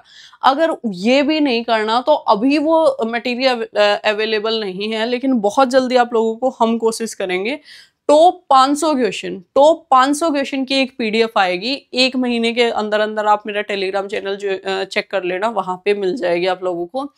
उन 500 क्वेश्चन को अगर आपने कर लिया तो 7 से 8 नंबर सिर्फ और सिर्फ उन 500 क्वेश्चन में से आ जाएंगे। उसके साथ में अगर आपने थ्योरी भी कर ली और ये भी कर लिया तो फिर तो 10 नंबर कहीं नहीं गए। तो कंप्यूटर के लिए बस इतनी चीजें करनी है। सबसे पहले नोट्स बना लो, उसके बाद उनके टॉपिक्स की प्रैक्टिस कर लो। उसके बाद में अगर कुछ इंपॉर्टेंट टॉपिक देखें हम कंप्यूटर के, अगर हम कंप्यूटर की वेटेज देखें, पिछले साल में देखो आप कंप्यूटर में कहां से क्वेश्चन पूछे गए हैं। टोटल जो 2023 के अंदर पूछे गए थे वो थे, हमारी 45 शिफ्ट हुई थी, 45 450 क्वेश्चन, इसमें 39 शिफ्ट हुई थी, तो इतने क्वेश्चन पूछे गए थे। MS word, MS word, MS Excel, सिर्फ और सिर्फ ये 2 टॉपिक अगर आपने अच्छे से कर लिए ना, वर्ड, MS वर्ड प्लस में MS एक्सेल, तो भी आप ये मान के चल सकते हो 7 नंबर तो सिर्फ यहीं से आ जाएंगे। 2 टॉपिक पढ़ने हैं और 7 नंबर आप लोगों के आ रहे हैं, तो कितना बड़ा ये नंबर है। उसके साथ में फुल फॉर्म पढ़ लेना भाई, फुल फॉर्म्स पढ़ लेना, और थोड़ा सा इंटरनेट के बारे में पढ़ लेना, वो भी आजकल एग्जाम्स के अंदर पूछा जा रहा है। सिलेबस मैंने आप लोगों को प्रोवाइड करवा दिया, कहाँ से पढ़ना है वो बता दिया है। अब पढ़ना किसको है वो आप लोगों को पढ़ना है। ये इंपॉर्टेंट टॉपिक मैंने आप लोगों को बता दिए हैं। सबसे पहले वर्ड पढ़ो भाई, फिर सबसे पहले तो इंट्रोडक्शन पढ़ो, उसके बाद में वर्ड पढ़ो, एक्सेल पढ़ो। 7 से 8 नंबर तो यहीं से आगे, बाकी 2-4 चीजें जो छोटी छोटी चीजें आप रोज डेली बेसिस के ऊपर मॉक टेस्ट में यहाँ वहाँ करोगे, वहां से चीजें आप लोगों की जो है वो कवर हो जाएंगी। इसके बाद में कंप्यूटर भी देख लिया भाई, रीजनिंग भी होगी, मैथ्स भी हो गया। अब बात करते हैं जनरल अवेयरनेस की। हमारा जो टोटल स्कोर था वो 37 नंबर लेने बाकी थे, 37 में से 9 नंबर ले लिए हमने कंप्यूटर के अंदर, तो अब हमारे बचे 28 नंबर। 28 नंबर कहाँ से लेने हैं, वो लेने हैं इस जर्नल अवेयरनेस से। जर्नल अवेयरनेस के अंदर अगर आप देखोगे तो हिस्ट्री के आते हैं 6 क्वेश्चन, पॉलिटी के आते हैं 7 क्वेश्चन, ज्योग्राफी के आपके आते हैं 6 क्वेश्चन। उसके बाद में अगर मरे से मरे भी स्टैटिक जीके के अंदर से आपने अगर ले लिए 15 क्वेश्चन से क्या राउंड आते हैं, अगर 10 यहाँ से ले लिए, ये बने आप लोगों के टोटल 12 और 7 19 और 10 19 नंबर तो यहाँ है। तो ये देखो भाई, यहां से आप लोगों के टोटल नंबर बन रहे हैं 19। 19 नहीं आ सकते, 15 तो आ सकते हैं, 15 तो ले लोगे। उसके बाद में यहां से 15 से 20 क्वेश्चन आते हैं स्टैटिक जीके में। अगर मरी से मरी आज से पढ़ना शुरू करोगे, डेली आधा घंटा भी दोगे, तो 10 नंबर यहां से ले लोगे, टोटल हो गए 25। 10 नंबर यहां से ले लिए, टोटल हो गए 25। यहां से भी आते हैं भाई 7 से 10 क्वेश्चन। तो यहाँ पे आपने 10 भी नहीं, आप सिर्फ 4 क्वेश्चन मान लो, 4 क्वेश्चन ठीक कर लिए, 4 भी नहीं हुए, 3 हो गए। 3 क्वेश्चन आप लोगों के यहाँ से हो गए, 3 क्वेश्चन यहाँ से हो गए, तो 28 नंबर तो यहीं से बैठ गए आप लोगों के। क्या पढ़ना पड़ा उसके लिए? हिस्ट्री पढ़ी, पॉलिटी पढ़ी, ज्योग्राफी पढ़ी, स्टैटिक जीके पढ़ी और थोड़ी करंट अफेयर्स पढ़ ली। अगर ये चीजें कर ली तो भी आप लोगों के जो है वो 28 और 75 नंबर टोटल आ गए। 75 नंबर मतलब मिठाई बांट दो भाई, सिलेक्शन हो गया, ये मान के चल लो कि हाँ सिलेक्शन हो गया। ये चीजों को अचीव करना कोई बहुत बड़ी बात नहीं है। एक एक चीज मैंने आप लोगों को समझा दी है, कैसे अचीव करना है, क्या क्या करना है। अब चलो भाई समझ लेते हैं कि टॉपिक वाइज वेटेज क्या है, कैसे बढ़ना है, कैसे काम करना है। ये समझा दिया भाई हिस्ट्री, पॉलिटी। हिस्ट्री के जो 2023 में 6 क्वेश्चन पूछे गए थे, पॉलिटी के 7 पूछे गए थे। इनके ऑन एन एवरेज इतने ही क्वेश्चन पूछे जा रहे हैं। इकोनॉमिक्स के 2023 के अंदर थोड़े क्वेश्चन ज्यादा पूछ लिए गए थे। साइंस के भी 3 से 4 क्वेश्चन आते हैं सिर्फ। स्टैटिक जीके और आप लोगों की करंट अफेयर्स, ये वेटेज देख सकते हो। इसके अकॉर्डिंगली आप मान के चल सकते हो 6 क्वेश्चन आपके हिस्ट्री से आएंगे, 7 क्वेश्चन आप लोगों के पॉलिटी से आएंगे, 6 क्वेश्चन आप लोगों के ज्योग्राफी से आएंगे, 3 से 4 क्वेश्चन आप लोगों के इकोनॉमिक्स से आएंगे, 3 से 4 क्वेश्चन साइंस से आएंगे और 15 से 16 क्वेश्चन आप लोगों के स्टैटिक जीके से आएंगे और 7 से 8 क्वेश्चन आप लोगों के करंट अफेयर्स से आएंगे। इन पर्टिकुलर सब्जेक्ट्स को करना कैसे है वो समझते हैं कि भाई इतने इतने क्वेश्चन यहाँ से आएंगे। हमें टोटल जो हमारा टारगेट होना चाहिए वो 30 से 35 नंबर का टारगेट लेके चल सकते हैं। हम बहुत आराम से अचीव किया भी जा सकता है। और मैं आप लोगों को ऐसे टॉपिक की लिस्ट भी दे दूंगी जहां से ये 30 से 35 नंबर ला सकते हो बहुत आराम से। तो आगे बढ़ते हैं भाई। जो हमारी पूरी की पूरी एक तरीके से आप बोल सकते हो जर्नल अवेयरनेस है, उसको मैंने 3 पार्ट्स में डिवाइड करा दिया। पहला पार्ट आपका करंट अफेयर्स, दूसरा पार्ट है स्टैटिक जीके और तीसरा पार्ट है जर्नल स्टडीज। करंट अफेयर्स का जो वेटेज रहने वाला है वो हमारा 6 से 7 नंबर का रहेगा। स्टैटिक जीके के जो क्वेश्चन है वो 15 से 20 तक आ सकते हैं और बाकी जो क्वेश्चन है वो हिस्ट्री, पॉलिटी, ज्योग्राफी मैंने बताया ये यहाँ से आएंगे। अगर हम इन एक एक सब्जेक्ट की प्रॉपर सब्जेक्ट वाइज स्ट्रेटेजी देखें कि कैसे करना है, वो चलो थोड़ा सा आगे समझते हैं। इन तीनों पार्ट्स के अंदर डिवाइडेड है, इतने क्वेश्चन आने हैं। Strategy for current affairs, static GK, journal studies के ऊपर आते हैं भाई। सबसे पहले जर्नल स्टडीज के अंदर भी हम आगे हिस्ट्री के ऊपर। हिस्ट्री है, हिस्ट्री के एक इंपॉर्टेंट टॉपिक की लिस्ट दूंगी भाई, उसका स्क्रीनशॉट ले लेना। हिस्ट्री को पढ़ना शुरू करना है। आज मैं लेके बैठा हूं मैडम हिस्ट्री, तो वही बेसिक चीज जो अभी तक सारे एग्जाम्स में की है। एक कॉपी ले आओ भाई। सबसे पहले कॉपी नहीं लेके आ रहे, कॉपी बहुत ज्यादा मैं रिकमेंड नहीं करती कि हाँ नोट्स बनाओ। नोट्स नहीं बनाने तो क्या करना है, एक थ्योरी की बुक लेनी है। एक क्या करना है, थ्योरी की बुक लेनी है। थ्योरी के लिए आप क्या ले सकते हो, थ्योरी के लिए आप ले सकते हो लुसेंट की बुक।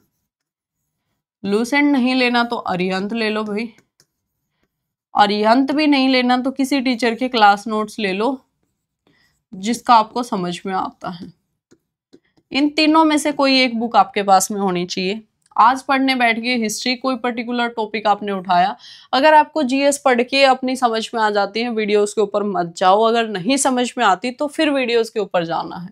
वीडियोस के ऊपर अगर आपको जाना है यूट्यूब के ऊपर या किसी पेड कोर्स के, अगर पेड कोर्स के साथ चले गए हो तो जो टीचर मिल गया है उससे पढ़ लो भाई।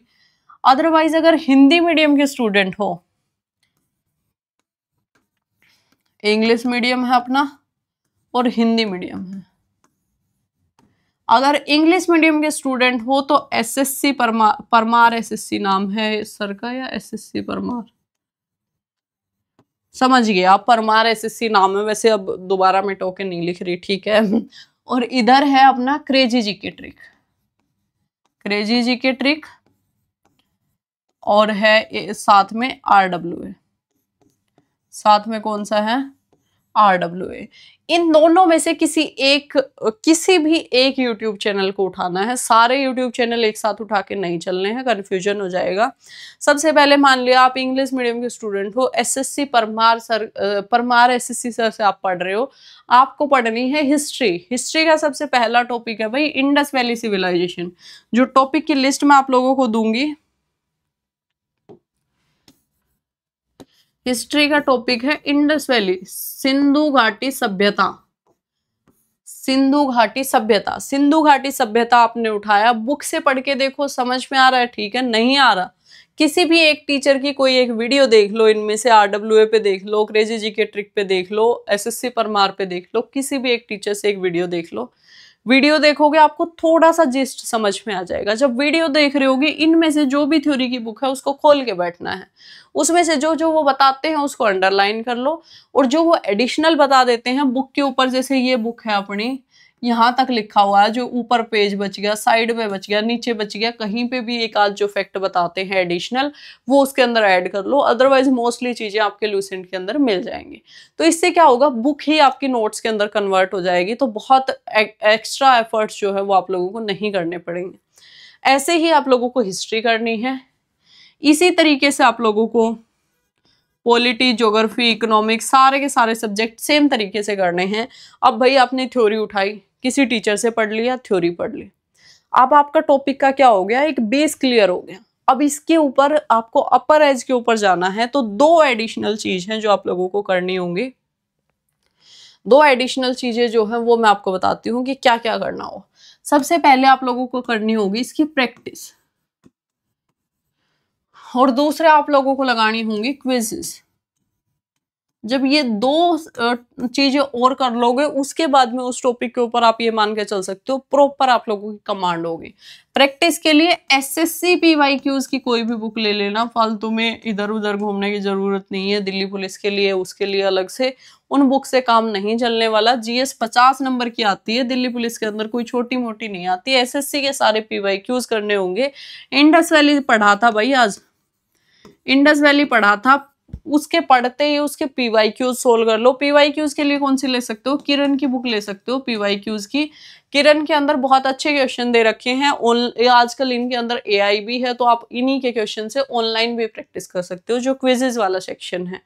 अब आपने PYQs इनके लगा लिए। अगर आप हमारे बैच में जुड़े हुए हो, आपको इंडस वैली मिला है, तो शाम को आप लोगों की PYQs क्वेश्चंस की PYQ बेस्ड क्विज होगी इंडस वैली की ही। अगर आप हमारे बैच से जुड़े होगे तो ऑटोमेटिकली आप लोगों की क्विज वहां से हो जाएगी। अगर वहां से नहीं जुड़े हुए हो तो किसी भी प्लेटफॉर्म के ऊपर जाके सर्च कर लेना है, आप लोगों को कुछ क्विजेस मिल जाएंगी। अगर नहीं मिलती तो जो किरण वाली बुक ले रहे हो, इनका जो AI वाला फीचर है, इनका जो स्क्रैच कोड स्क्रैच करके आप इनकी ऑनलाइन प्रैक्टिस कर सकते हो, वहां से जाके आप इसकी क्विज कर लेना। जब इन 4 फॉर्मेट के अंदर जाके आप एक टॉपिक को करोगे तो आप अपने आप के ऊपर एक कॉन्फिडेंस फील कर पाओगे कि हाँ भाई मैंने ये टॉपिक अच्छे से कर लिया और मेरा हो गया। सबसे पहले थ्योरी यूट्यूब से करो, बुक से करो, दोनों चीजों से थ्योरी होगी।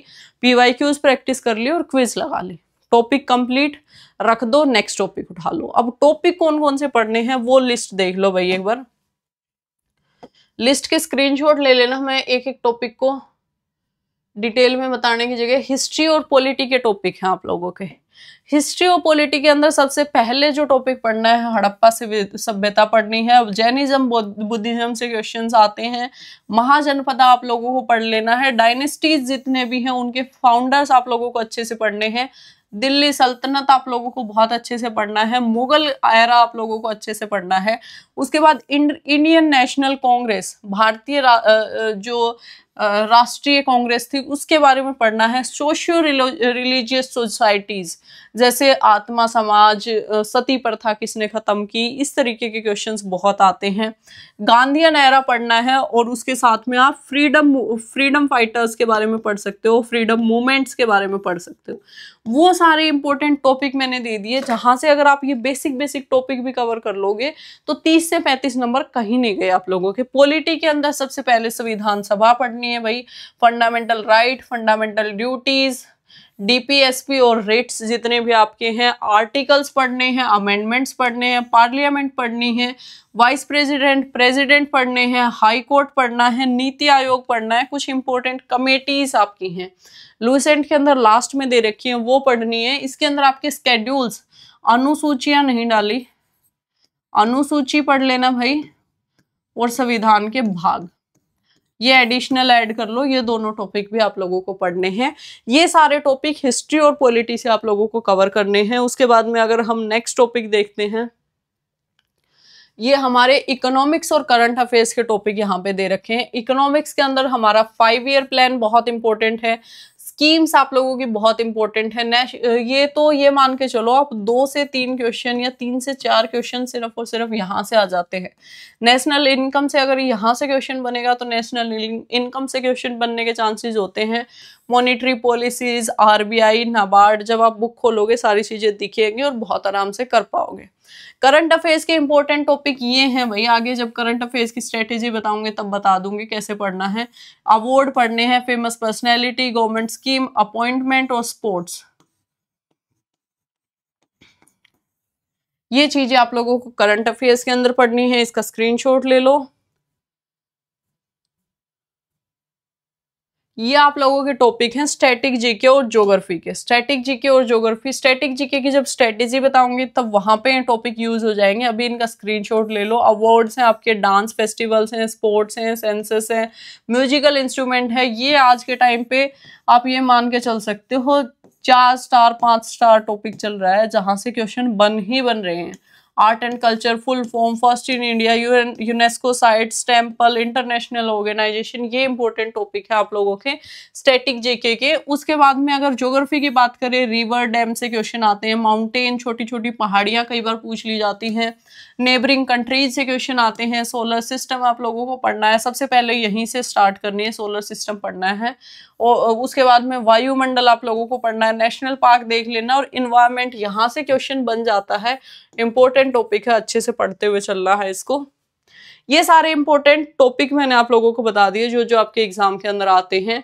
हमने जो हमारी करंट अफेयर्स और स्टैटिक जीके की स्ट्रेटेजी बची हुई है, इन दोनों को डिस्कस कर लेते हैं। उसके बाद में वीडियो को खत्म करेंगे भाई, बहुत लंबी हो गई, मैं खुद थक गई हूँ। स्टैटिक जीके को भाई हम वही 3 पार्ट्स में पढ़ेंगे। सबसे पहला पार्ट है थ्योरी, दूसरा पार्ट है हमारा प्रैक्टिस, और तीसरा पार्ट है क्विजेस या ऑनलाइन क्वेश्चन प्रैक्टिस करना।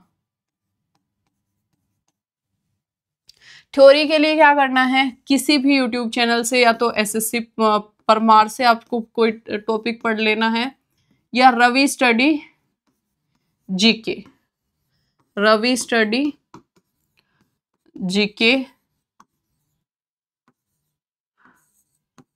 या फिर अपने आरडब्ल्यूए के ऊपर नवीन शर्मा सर। इन तीनों में से किसी भी एक टीचर से थ्योरी पढ़ लेनी है। स्टैटिक जीके के लिए मैं रिकमेंड करूंगी कि आप नोट्स बनाओ, नोट से अपनी जो थ्योरी है उसको कंप्लीट करो, बहुत अच्छे से आप लोगों को वहां से इंप्रूवमेंट देखने को मिलेगा। उसके बाद प्रैक्टिस के लिए वही जो किरण की बुक ली थी वहीं से प्रैक्टिस करनी है। जैसे आज आपने पढ़ा बुक्स एंड ऑथर्स, बुक्स पढ़ लिया, बुक्स जैसे आपकी थ्योरी कंप्लीट होगी, किरण से पीवाईक्यूज लगा लो भाई, किरण से पीवाईक्यूज लगा लो। सेम पैटर्न यहाँ चलेगा। अगर हमारे बैच में हो गए तो शाम को क्विज करवा देंगे हम, अगर हमारे बैच में नहीं हो तो कहीं भी अड्डा के ऊपर कुछ क्विजेज मिल जाती हैं। हमारे मेंटर 365 के ऊपर भी कुछ क्विजेज अभी अवेलेबल नहीं है, कुछ दिन के अंदर आनी शुरू हो जाएंगी, आप वहां से फ्री क्विजेज लगा सकते हो।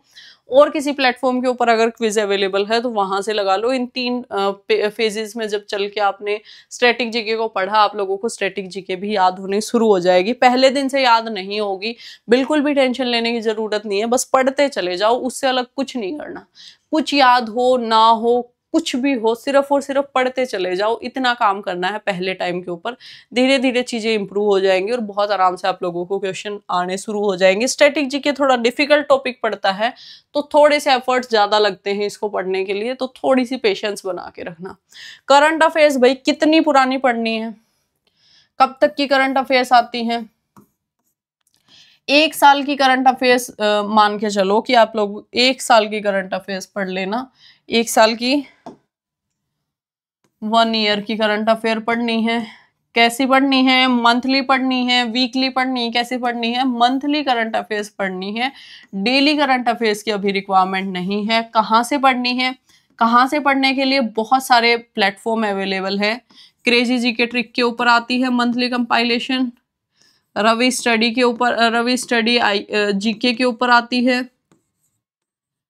उसके बाद में वही तुम्हारी करंट अफेयर अपडेटेड नाम से एक चैनल है, वहां आती है।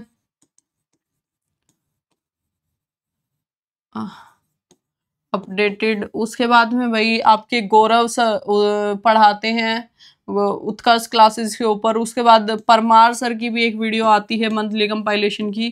किसी भी टीचर से आप लोगों को मंथली कंपाइलेशन की एक वीडियो देख लेनी है। एक पीडीएफ में आप लोगों को प्रोवाइड करवा दूंगी एग्जाम से 2-3 महीने पहले। उसके अंदर से आप लोगों को मंथली करंट अफेयर्स पढ़ लेनी है। उससे ज़्यादा करंट अफेयर्स के ऊपर कोई भी टाइम वेस्ट करने की ज़रूरत नहीं है। करंट अफेयर्स 1 साल पुरानी पढ़नी है, कहाँ से पढ़नी है बता दी है। नोट्स बनाने की ज़रूरत नहीं है, पीडीएफ मैं प्रोवाइड करवा दूंगी, वहाँ से कर लेना है।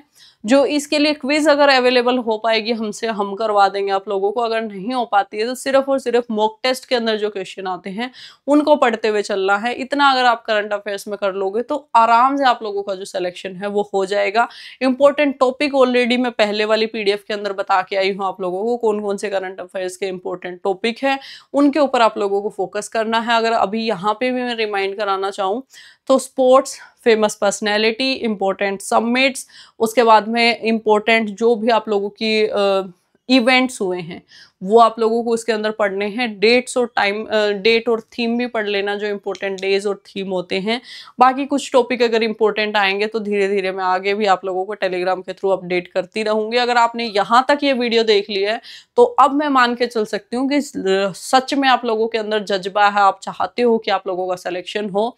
इस वीडियो को यहाँ तक देख लिया, समझ में आ गई तो वीडियो के ऊपर एक कमेंट किए हुए मत जाना। ये वीडियो के साथ में आप लोगों का एक्सपीरियंस कैसा रहा, कैसे आप लोगों को एक एक चीज समझ में आई, उसके बारे में जरूर बताना। उसके साथ में अपने उन दोस्तों के साथ में शेयर जरूर करना जो दिल्ली पुलिस कांस्टेबल की तैयारी कर रहे हैं। जय हिंद, जय भारत।